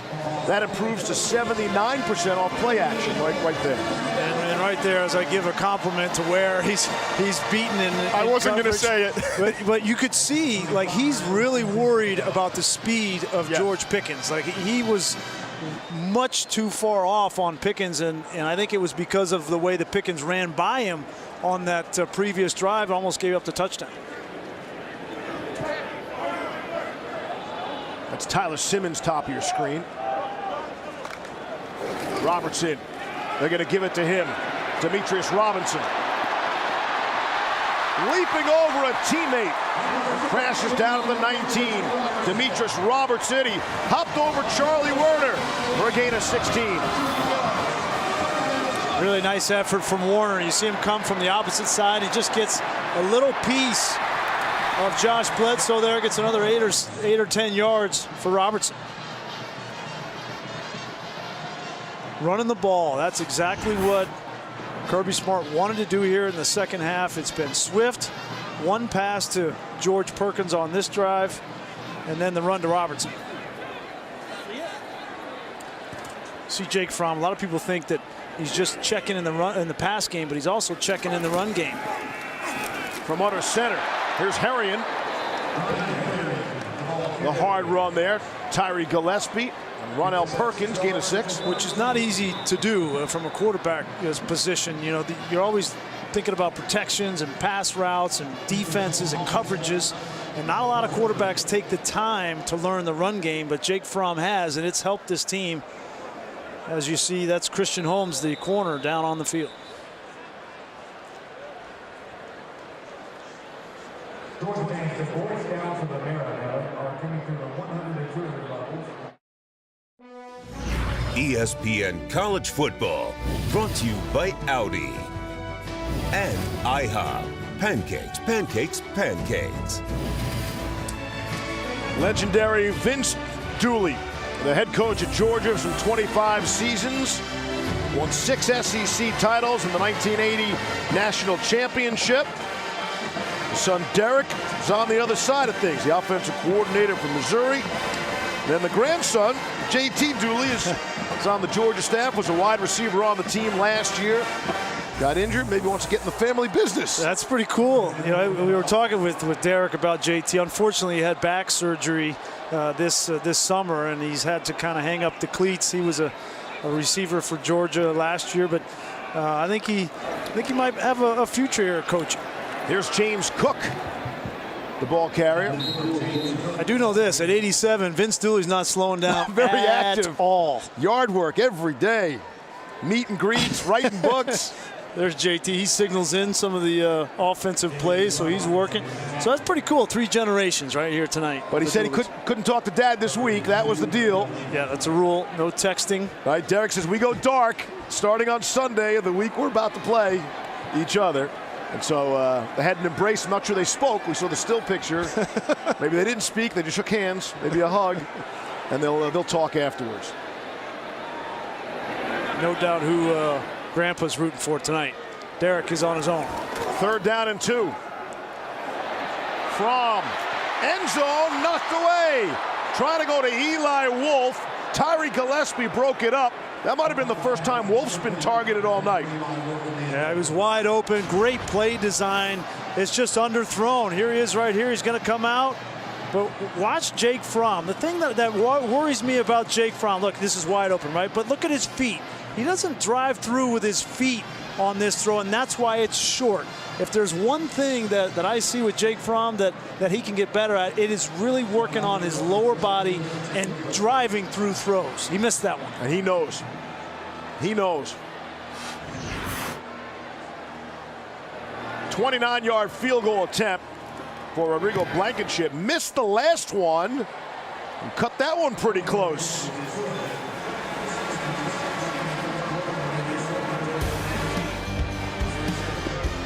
(19-0). Number 6, Georgia.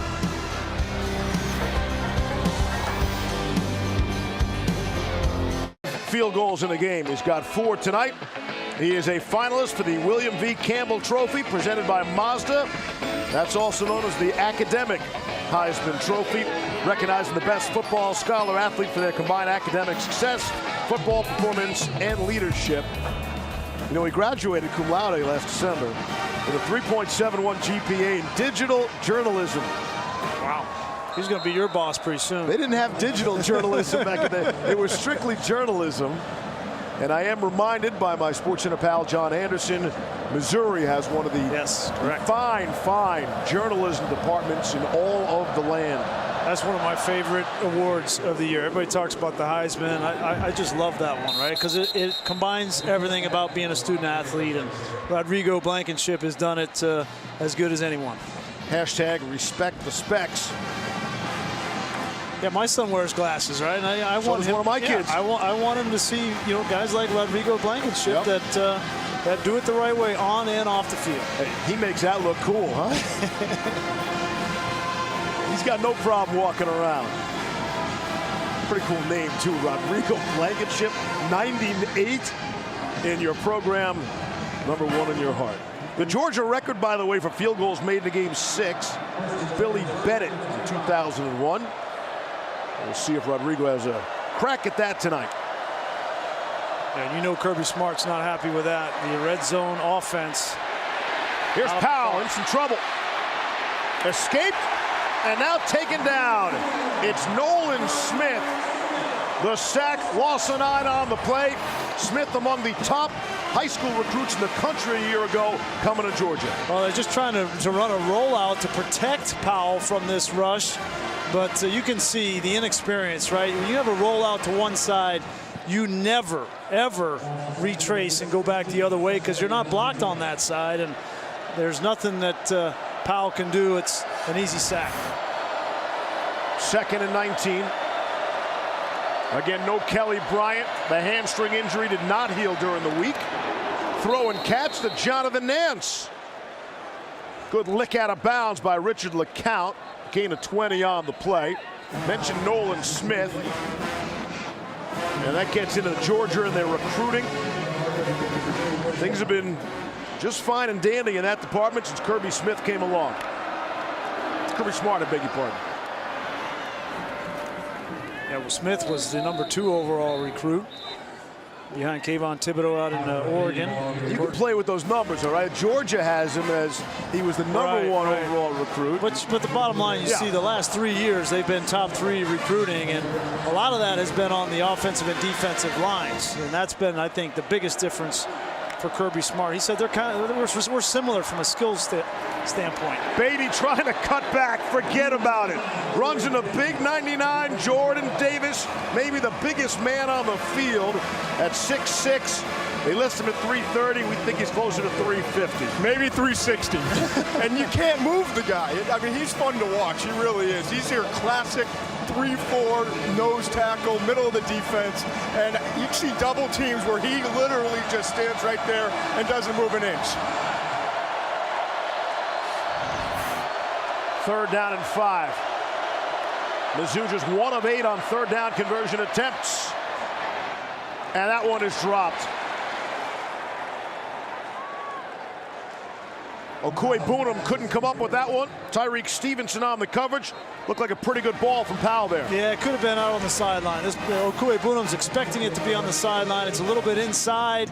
He's got to go back, and that allows Tyreek Stevenson to get a hand on that football.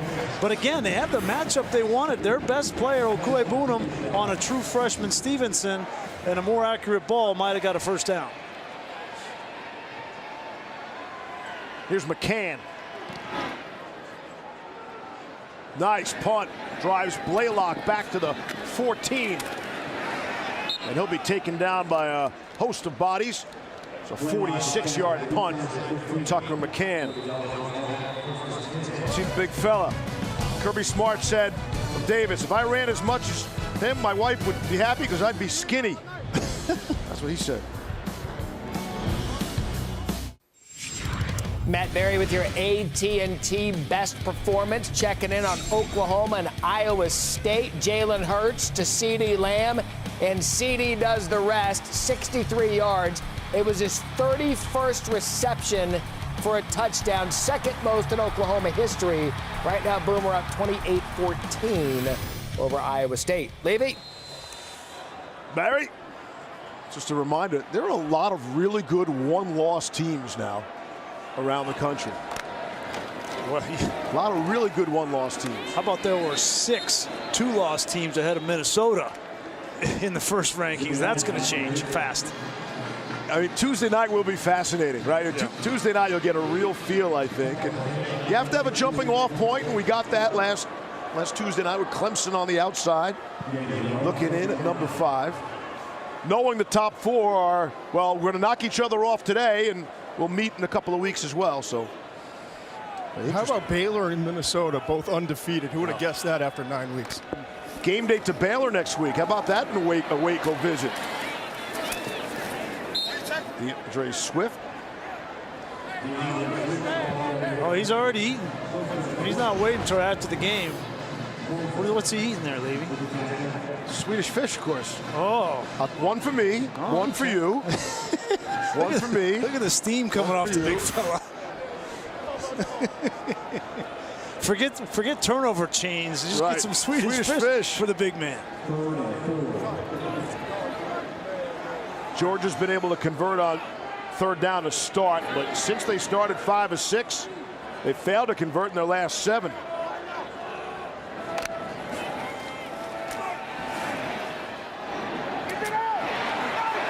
That's Pickens for the 1st down. That's a good sign there for Georgia. Getting Pickens involved in the passing game. Jake Fromm anticipating throwing this ball out on the sideline. It's a great ball.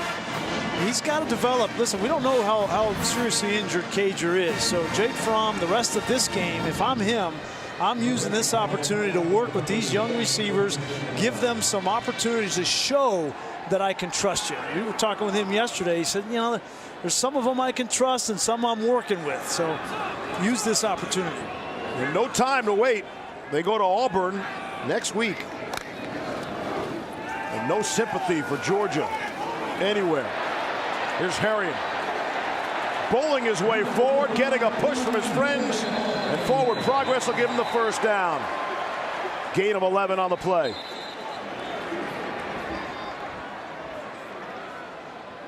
It's nice to see Brian Harrion get some touches. He had an unbelievable play a week ago. That one-handed catch against Florida. Now look at him in between the tackles.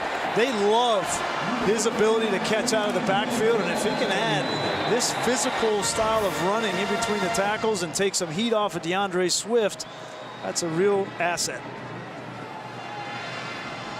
1st down and 10 from their own 41-yard line.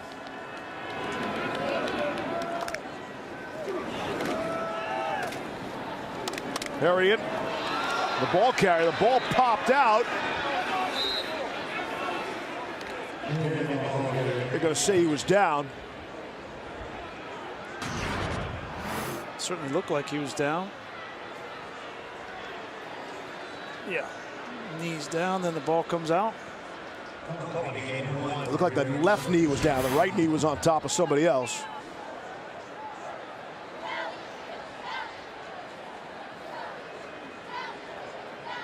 He didn't have any trouble holding on to the ball last week. And a career receiving game. 4 catches out of the backfield for 46 yards. 2 to snap it. There's the clap and there's the ball. Fromm zips it in to Matt Landers. That ball comes out and they're going to say incomplete. Barry Odom's going to be upset again. You see that Missouri sideline thinking they deserve a better fate on one of those last 2 plays. Well, this is the inconsistency of these Georgia wide receivers. This time Landers does a nice job finding the hole, getting the football, and he turns upfield and the ball comes out. You know, he wasn't on the same page with Jake Fromm in the South Carolina game, which led to a big interception in that game. So this is what I'm talking about. It's just the consistency with these receivers of doing the little things, the details right on every single play.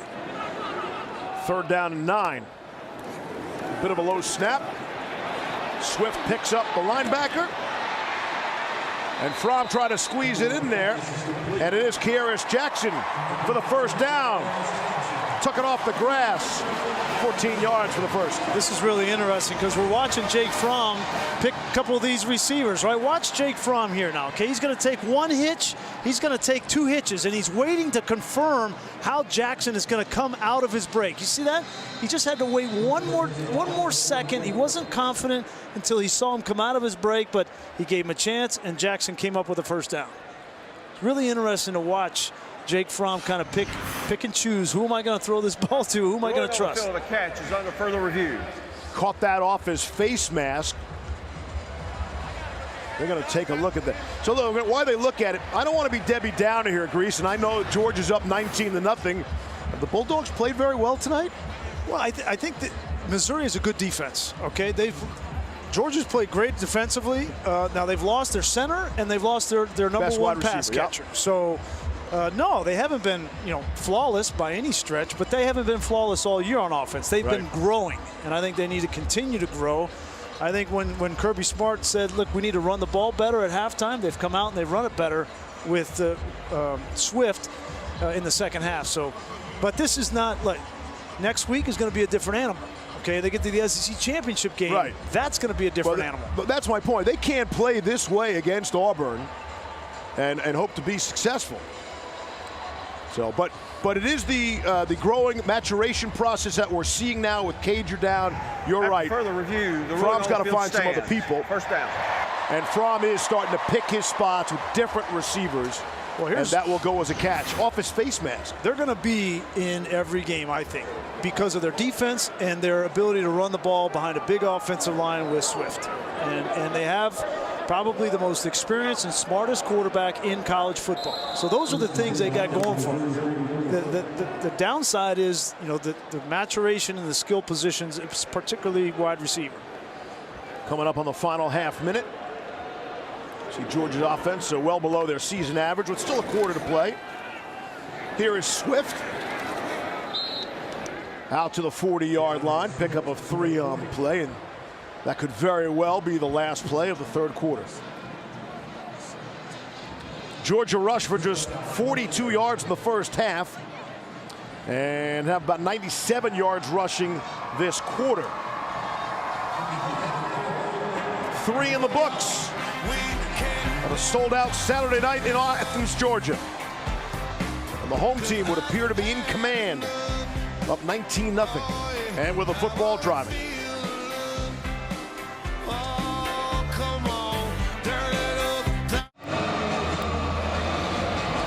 You're watching the SEC on ESPN. Having a good old time here in Athens, Georgia. Sold out as usual. 93,000 on hand, Dooley Field at Sanford Stadium. After South Carolina won here, their athletic director, Ray Tanner, had to apologize to Georgia officials. Gamecock players were removing pieces of the hedges in celebration after the win here. Can't steal the hedges, man. So we open up quarter number 4. Georgia with the ball and the lead. Flip to Harriet. Down the sideline. Gain of 7. There's first down. Talked about his game out of the backfield, catching the ball. He's got good hands. Oh my gosh, last week this may have been the catch of the year. Watch this. I mean, that's unbelievable.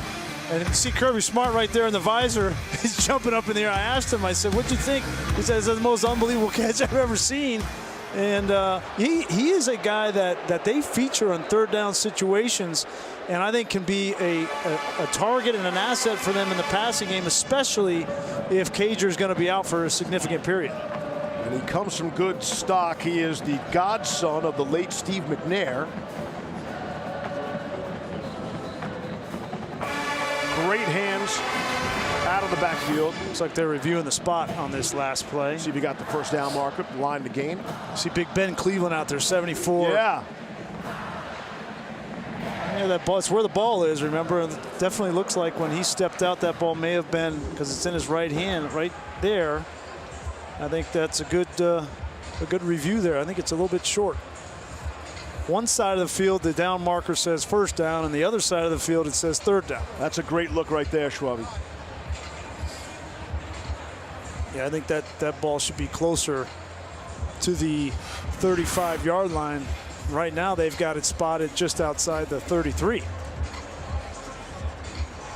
If he is short, it'd be third down. Make no question, if it is third down, Kirby Smart's going to run this football. And if I'm him, I'm going to run it right behind Andrew Thomas. We haven't talked a whole lot about him, but he is one of the best offensive linemen in college football. Their left tackle.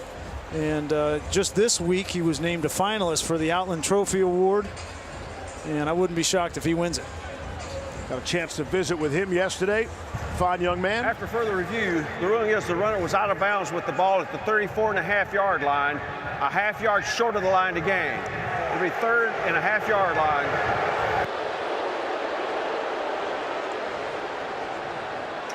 Crowd did not enjoy that. There's some question as for Thomas. He's going to play on Sundays, play in the NFL. But they wonder if he's going to play at left tackle. Maybe there's another spot for him on Sundays. I think he can play left tackle. Yeah, I do too. I think with his footwork, he's got good athleticism for his size. In worst case, he's playing at right tackle, and it doesn't really matter anymore anyway. So, well, I was watching him run at 320 pounds, watching him run in practice yesterday. It was he had no problem. So getting out, on screens and things like that, they ask you to do that at the tackle position. I think that's right up his alley. Andrew Thomas is tonight's PlayStation Player Impact Rating Special Player of the Game. Swift, pretty close. Looks like he got it there. Todd, more on Andrew Thomas. Yeah, we just saw there, it wasn't right behind Thomas, but this is Andrew Thomas time where they're going to run the football. And like I said, he's going to be a starting tackle in the NFL. I actually think he's going to be the first offensive lineman drafted coming up in this next class. Wow. I think in pass protection, he's very good across the board. There's really not a negative aspect to his game, and he keeps getting better as he continues to get stronger and work on his footwork. Cade Mays is the injured player down for Georgia. He's already been filling in for Trey Hill. Yeah, that would be the second center down, right? Because Trey Hill's out of the game, looked like an ankle, and here's Cade Mays right here. Can't really see what happened to him to get fallen on at the end of that play, but without their top two centers, be interesting to see what they do at that position.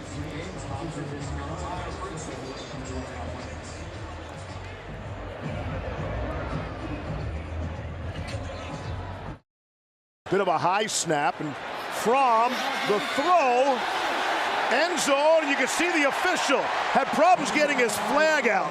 Pickens, the intended target, Ware on the coverage, and the flags were flying. Yeah, Jarvis Ware is running stride for stride. He just needs to turn back and look for the ball. If you're not looking back for the ball and you have any contact with the receiver. Pass interference, number 8, defense. Although it looked like Pickens had the back of Ware and was pulling him towards him. Ware was trying to keep his arms off. As I look at this again, I don't know that this is pass interference on Ware. You see the right hand of Pickens. Pulling him. Yeah, pulling him into him. Yeah. That's a tough call for that field judge, but I think that was not pass interference. I think Ware's got a point. Ware's played a very nice game, as you pointed out here tonight. We need to keep an eye on that last snap from Jamari Salyer, the third center. He probably hadn't got a lot of reps at center. I know he hasn't got a lot of reps. I watched practice, and he didn't get any reps at center, so keep an eye on these snaps. Trey Hill and Cade Mays, both injured tonight. Fromm, back for Pickens. Did he come up with that? He did. Touchdown, Georgia. Over Ware again. We'll look at this a few hundred times, but for now, it's a Bulldogs touchdown, and just the second touchdown of the game for Georgia. We talked about Jake Fromm trying to find some confidence in these young receivers, and as a true freshman, George Pickens has the most talent of any receiver on this Georgia team. It's just the consistency of performance that Jake's looking for. That time he gives him an opportunity to go up and make a play. He goes up with two hands after the conference with Kirby Smart and makes an unbelievable play. No push-ups this time. What a catch for George Pickens. Second touchdown catch of the night.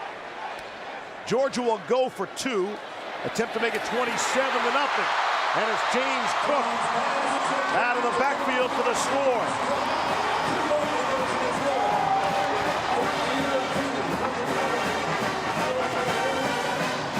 Jake Fromm, his second touchdown pass tonight, 67th of his career. He ties Eric Zier for third most in Georgia history. There are some players that just make everybody better, and Jake Fromm is the quintessential leader on this team that just makes everybody better. You're telling me no cager, okay? No starting center, no backup center. We got replacements all over the field here, and all he does is raise the level of play of everybody on the field. That was all Jake Fromm. The placement of this throw, the confidence that he's showing in these young players, first to a true freshman, and then he comes back to a sophomore in Cook. Seeing these guys grow up tonight. Little feel good for Georgia, and that is the first touchdown since the opening drive of the game by the Bulldogs, Todd.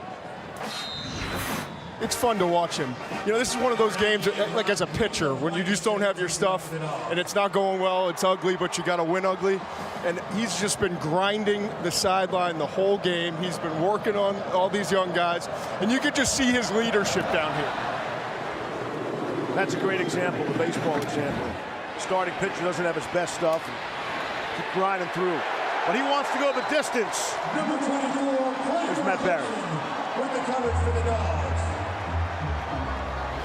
All right, guys, checking in on Notre Dame, taking on Duke. Ian Book continuing to have a sharp night. Gets in for the throws the touchdown pass, 28-7 there in the third quarter over on ACC Network. And coming up, we got a little Boise State after dark.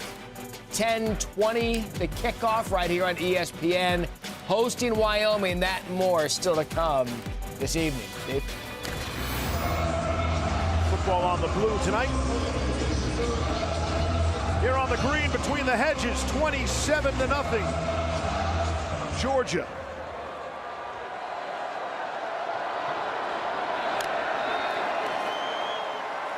Here's Powell to throw on first down. And complete to Jonathan Nance. Powell's pass. Pick up a 4 on the play, his second grab. And you see that Georgia defense. Gets the quarterback making his first start or his 20th. That's still incredibly impressive. 24 scoreless quarters. Tied for the most along with Ohio State. They got the defensive part figured out. Dawson Downing off the fingers. Third down. It'll be interesting to see, and I know there's a big game, next week on the Plains against Auburn, and they still have Texas A&M, but you can't help but start to think about this Georgia team and what they would look like against LSU in the championship game in Atlanta, right? If those two teams continue to win out and get there, this defense is fashioned just like Alabama's defense, and we saw what happened to them today. Try to go to Albert O. Kui Boonham couldn't haul that one in. And it's another 3 and out. But I think this Georgia defense is a better version of Alabama. It's the same style, but I think they've got better players, more experienced players right now on this Georgia defense than they do at Alabama. And to me, it starts in the secondary with Reed and LeCount. Those two guys really have played at a high level this season for Georgia. We saw what Joe Burrow did to that Alabama defense. So yeah. If you think that's similar to the Georgia defense. Well, nobody's going to stop LSU. I don't think that's going to happen. The question is, will Georgia have enough offense to keep up? There's Kyrus Jackson. Thought he was taken down in a good second effort. And he's out to the 33-yard line. 52-yard punt by Tucker McCann. 2 minutes into the fourth. 27-0. Georgia. Nice haircut.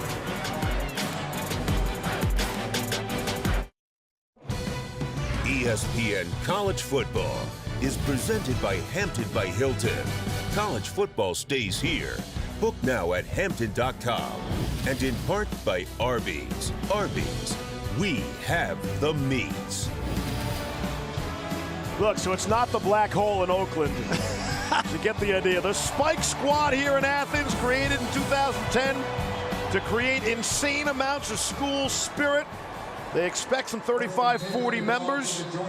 They pay their own way to attend road games. They know everything about Georgia sports, knowledge of the Bulldog fight songs, costume style, etc.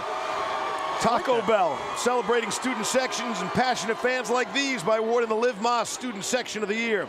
the Georgia Bulldogs student section. And Uga, you know, he's already on the national watch list. You can go to ESPN.com/Taco Bell, see how your school can compete, or get the committee's attention by using the hashtag LiveMoss student section contest. As we mentioned every week, you can get Molly's attention on Twitter. I'd like to know what Molly thinks of the Spike squad down there. So Molly rates every single week. Does she? The student sections from around the country. What kind of grade are you going to give the Georgia crowd next week? I'm going to give them a pretty good grade. They showed up early and they're staying late despite the big disparity in this game. So I love Georgia's student section. All right. It looks like it just started with the shoulder pads and then the spikes and then the paint. We need a Molly big board. I like it, Todd. Hey, but in a fight, I'm going to go with the guys from the Black Hole in Oakland. No, and if push comes to shove, yeah, against the Spike Squad or the Black Hole, I'm going to lean towards the Black Hole. Anybody coming with me? You had an experience in the Black Hole this. Yeah. Right? Did you go down there? The Chucky doll. Yeah, that's a scary spot. All right, that guy looks serious.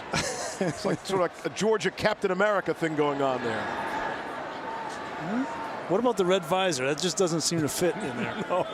Hey, I'll wear the red visor tonight. It's 3rd and 11 now. Get back to the game.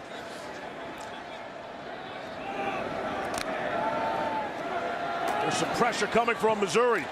Fromm lost one, got a man middle of the field. Who else? It's George Pickens for the hat trick. 3 touchdown catches, that one for 68 and the score, and it's all Georgia now. And there is a flag down way back at the 30-yard line. Formation. 5 players in the backfield on the offense. 5-yard penalty from the previous spot. Replay 3rd down. All for naught, coming back. Boy, Jake Fromm did everything there. He got the protection lined up. I think they're going to call it right here on the tackle. But he got everything picked up protection-wise. He had the perfect play call to Pickens down the middle, all for naught. And the thing that's so impressive, I know it's a penalty and they're walking it back, but just watching him manage inside the pocket, feeling pressure on the outside as a quarterback. You got to climb the ladder. You got to get up. That's what he does. He trusts his protection. And he knows when there's pressure coming, and he just kind of has a sense about it. It's very unique for a young quarterback. Todd, that was Pickens who was supposed to be on the line of scrimmage because the tight end was off, and when the tight end's off, one of the receivers to his side need to be on the ball. So that just goes to show you pull your hair out with these young guys. Here's Fromm looking for Robertson there, and it's incomplete. And another tackle for Georgia on the still down on the field. Is that Isaiah Wilson? It is. Oh my goodness. That would be the 3rd offensive lineman that Georgia has lost in this game alone. They're going right down the line. Center, right guard, right tackle now. Wow. Well, they're going to win this football game, but at what cost? With a huge game coming up next week against Auburn. He's right here. He gets hit by.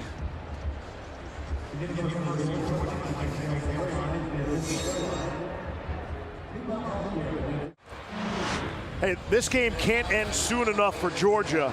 And you would think they'd get Jake Fromm out of there. He's lost 3 starting offensive linemen tonight. Yeah, Trey Hill goes down, and then his backup, Cade Mays, goes down. And then Lawrence Cager right before half.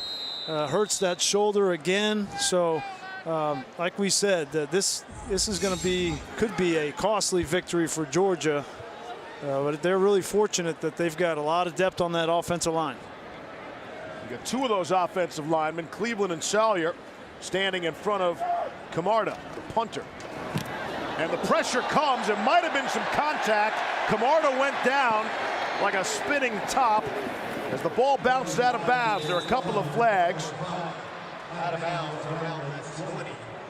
It looks like this might be the running into the kicker variety of 5 yards. And if it is, I don't think that Kirby Smart is going to accept it because that was a pretty good punt. Going out of bounds around the 20. It was 4th and 16. Yeah. Personal foul, though, would be automatic first down. Running into the kicker, number 58 defense. The penalties decline First down.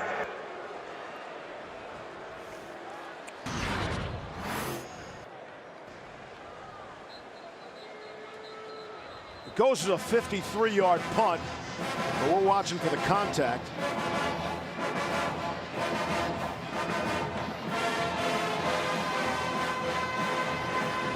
Yeah, I got a piece of it.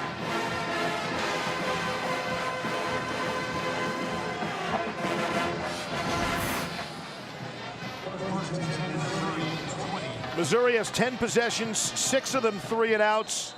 9 have gone for punts. And Connor Bazelak is in the game at quarterback, taking snaps in relief of Taylor Powell. Beatty. There's contact, and the crowd enjoys that. Tay Crowder with a big-time lick on Beatty for a 6-yard gain.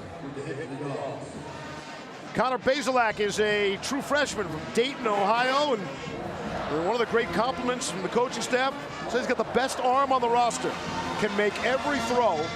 Got the best arm of the quarterbacks right now. We'll see if we get a look at that here tonight. Yeah, it's certainly a good place to start with a good arm. Now you just got to learn what to do. Oh, that's it. That little thing. Beatty going nowhere. Maybe backwards even.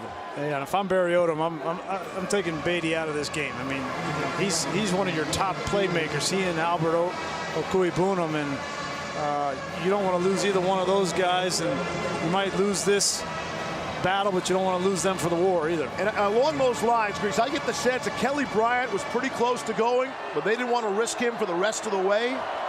So maybe they sacrificed this one, a game they probably weren't going to win anyway, for games down the stretch, Tennessee and Arkansas, that they might be able to win.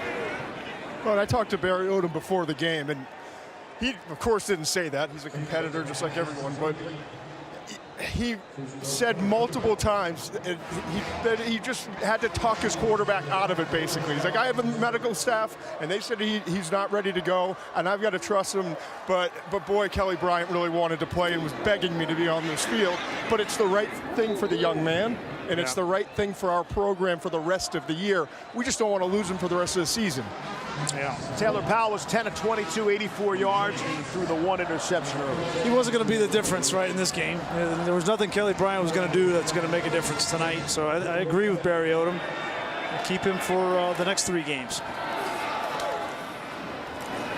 Meanwhile, the Bazelak's throwing the ball pretty good out here. He's got 2 completions here. One to told you he had the best arm of the roster. What'd you expect? Florida comes a call into Columbia next week, then Tennessee at home, and then at Arkansas to finish the schedule. And Missouri's got some other things they're still waiting on the NCAA. Yeah, that's a ruling crazy on their appeal, which is seemingly, well, not just seemingly, actually been going on forever. So we approach 9 minutes left in the fourth. Dump it off to Beatty. He's across midfield. Has the first down yardage. I know the NCAA seems to be a target, right? Everyone takes shots at him, and I understand. But in this case, what are we doing? Great question. It's the age-old, what are we doing? Well, the postseason ban was, and the sanctions were handed down on January 31st, and then they appealed in July, as you see that completion, and Amali's got the rest of the story. Yeah, you know, in previous cases, the committee takes 4 to 8 weeks to respond after they see the appeals committee. And when I asked Barry Odom about it, you could tell he was really, really upset about it. He was extremely frustrated. He admitted that it weighs on him and his team. He said in a 24-hour period of time, he thinks about this once every 5 minutes. That's a lot. So it's definitely taken over his mind, Steve. Thank you, Molly. 2nd down and 4. Dawson Downing, nothing doing there. And I think a lot of that is because of recruiting, Of course it is. Yeah, the signing day is less than a month away, and Barry Odom needs to know kind of what sanctions he's operating under. And here was my takeaway line. Odom said there are kids who were in 8th grade when this went down that are going to be directly impacted by this if the NCAA, in fact, does come down on the program. Well, they have come down. It's just whether they accept the appeal and take away the postseason ban. Hard hit Dominic Jacinto, his first grab. And young quarterback, young Connor there is 5 for 5 passing. Yeah, Jacinto might have something to say to the quarterback when he comes back to the huddle. Like, yeah, we got a first down, but you might not want to lead me into that roll corner next time. He just met DJ Daniel. He's done a nice job filling in for Tyson Campbell. It's a good-looking drive. This is, the #2 defense pretty much for Georgia out there. Well, you see big 99. He's still in there. Jordan Davis at nose guard. Bazelak throwing it. Took out a few hedges. Monty Rice had the pressure.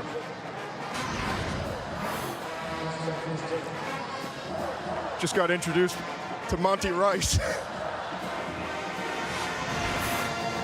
Hey, so, the NCAA coming down on Missouri, the bowl ban is not necessarily in effect, because if they don't rule, no ruling would allow Missouri to potentially play in a bowl game this season.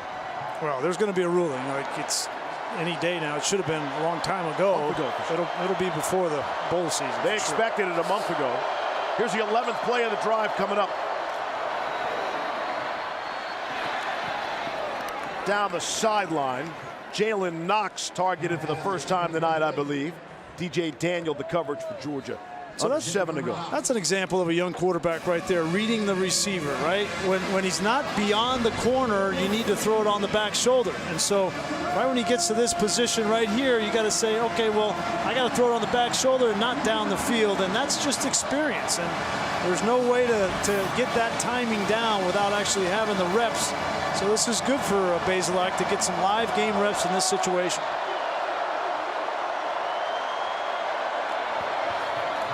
Third down and 10. Caught. Barrett Bannister. And a host of new names are being introduced for this Missouri offense. This now their deepest penetration into Georgia territory as they have the ball at the Georgia 16. Downing the ball carrier to the 10. And now cracks down inside the 5-yard line. These Georgia fans, they certainly want to see a shutout, but a real sense of pride has been not allowing a single rushing touchdown all season. Yeah, 12 men on the field on that last play. I think they're just going to decline it, take that run, and have first and goal. Fraction defense had too many players on the field. The penalties declined, result of the play is a first down. Well, and you know that Missouri wants to get some points on the board, and after scoring 4 rushing touchdowns in this game a year ago against Georgia, you would anticipate that they're going to try to run this ball in too. They're bringing in the heavy package. Both tight ends are coming in. And if you watch Kirby Smart on the sideline, nobody on the field wants it more than him. All the starters still in there on the Georgia defense. On the ground, Downing. Won't get there. Stopped at the 2.5. Second and goal. They did bring 2 starters back into the game. They brought David Marshall and Jermaine Johnson off the sideline when the substitutions came in. So there's no question they want to keep these guys out of the end zone on the ground. Of the previous 8 meetings all time, Georgia and Missouri, Bulldogs able to shut the Tigers out twice. 2 of the previous 8. See if they keep them out of the end zone here. Second down and goal. And a timeout. Yeah, Barry Odom called the timeout. And if you ever wanted to score a touchdown, which I know Barry Odom does, play action would be the right time right now, right? We'll watch for that when we come back.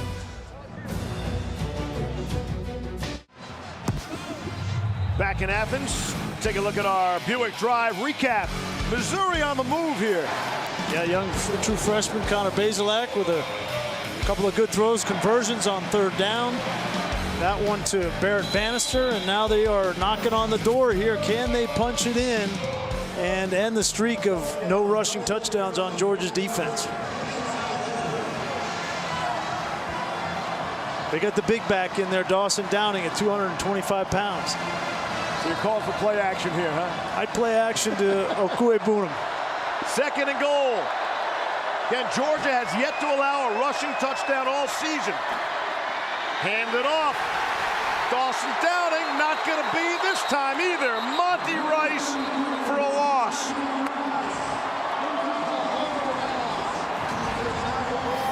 It's Monty Rice. Here he is right here. He's just going to come off the edge.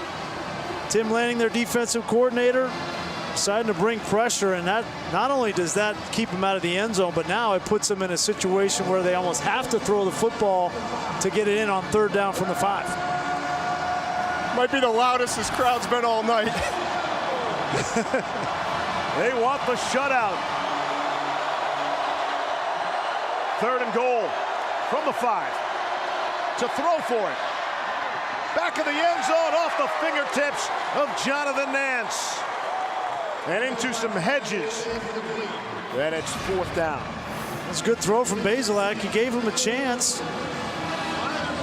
Would have been a tough catch for Nance, but they're going to go for it here on 4th down, obviously. I'm surprised they didn't even have Okuegbunam in the game on the last snap. He's back in there now.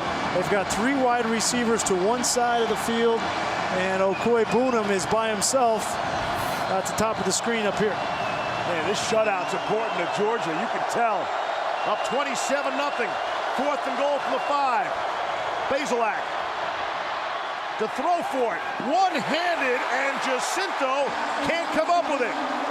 Mark Webb had the coverage. And they'll turn it over on downs. And the goose egg remains on the Missouri side of the scoreboard. Well, Jacinto had a chance at it. I don't even know if he could have got 2 hands. We talked a lot about receivers getting 2 hands up tonight. And I think he needed to go with 1 hand just to be able to get a hand on the ball to try to bring it back down and make that catch. Would have been a spectacular catch, but give credit to this Georgia defense. They have come out. They have played excellent football all night long. I love the sideline antics of Kirby Smart. He's got all the body movements going. He just loves to play. He loves to coach and loves to win. And you can tell every single time he comes out. What if I told you Jake Fromm was still in the game for Georgia? I'll tell you, expect some handoffs. Got it. As scripted, Zamir White. Devin Nicholson brought him down. I couldn't get Fromm off of this field fast enough. Yeah. Take a look at Georgia's upcoming travel. Not much of it. Expedia. Seems the Dogs may be done with planes for the year. Next week at Auburn. 2 weeks from now, home against Texas A&M. And they'll go all the way to Georgia Tech. And if they make it to the end of the SEC Championship game the first weekend of December, travel 72 miles to the Mercedes-Benz Stadium in Atlanta. And take it a step further, if Georgia makes the playoff, they could go to the semi, could be at the Chick-fil-A Beach Bowl in Atlanta, meaning they wouldn't have to get on a plane until the championship game in New Orleans. That's clean living right there. Here's Zamir White, the chances. They do something neat in the local newspaper here, the Athens Banner Herald. I don't know how often they update it, but fans are always curious. Hey, where could we wind up going? How much would the airfare be if it's Phoenix or New Orleans? How much is a Peach Bowl ticket, Fiesta Bowl ticket, National Championship ticket? It's expensive if you're a fan of a really good team. You know this guy will find the money. Just as Chase Young, right? This guy, yeah. Chase Young story with Uga looking on. Sounds like a 4-game suspension will be handed his way after missing today against Maryland, but they will appeal. I know Herbie reported that it's quite possible that the ban will be reduced, maybe even cut in half. I don't know what the right number is. Yeah. Take a look at this week's college football playoff rankings brought to you by Allstate. Yeah, interesting. 3 and 4 both go down, and I think that both Clemson and Georgia will move up into those 3 and 4 spots. It'll be interesting to see how far Alabama falls. You know, I wouldn't be shocked if they're ahead of Oregon and Utah. No, don't be shocked if that happens, because you know the Oregon lost to Auburn, Utah lost to SC. I think Alabama's loss to LSU is a lot better than those 2 losses. How high does Minnesota go up? Well, certainly into the top 10. They were 17th. Got to crack the top 10, sure. That impressive win at home today against Penn State. Automatically, they're going to go ahead of all the 2-loss teams. So Florida and Auburn and Wisconsin, who's sneaked one out against Iowa today. The question is, will they jump Oklahoma? Probably not. Give me a number on Alabama. When we wake up Wednesday morning, where is Alabama in the rankings? I think they'll be 6 or 7. 6 or 7. I was going to go 5. Yeah. And people are trying to figure out to make a case how they can still get into the college football playoff. Again, the loss to LSU is not going to hurt them as much as they haven't had the greatest schedule. Right. That in the end, and won't be able to play in the championship game, is what might keep them out of the playoff. Yep. Right.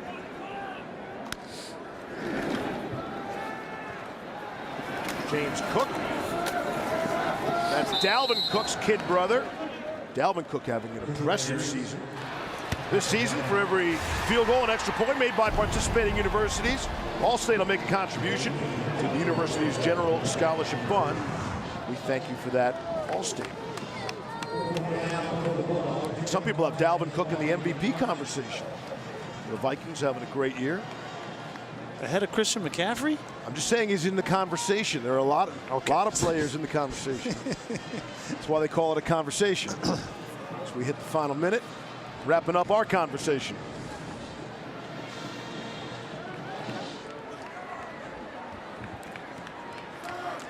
Still got 3 starting offensive linemen in on punt.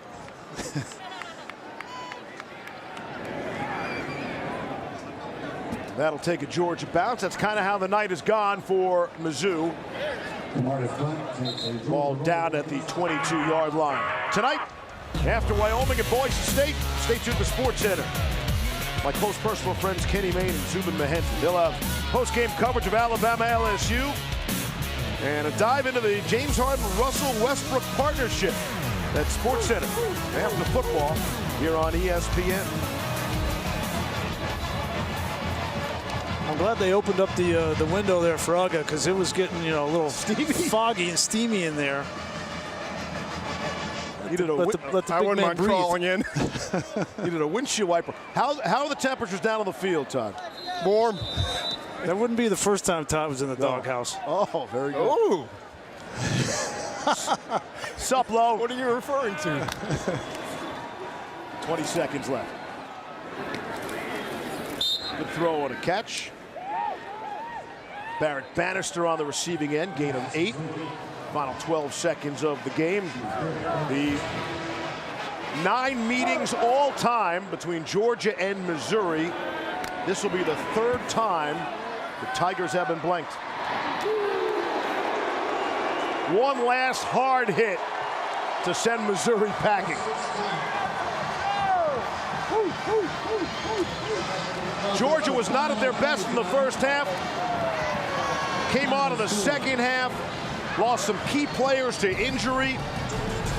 And in the end, still pitch a shutout to the tune of 27-0. That's the final score between the hedges. From producer Josh Hoffman, director Mike Schwab, Todd McShay, Molly McGrath, Brian Greasy, and our entire crew. I'm Steve Levy. Send you to Roy Philpott, Kelly Stouffer, Lauren Sisler, Wyoming, Boise State. More football, please.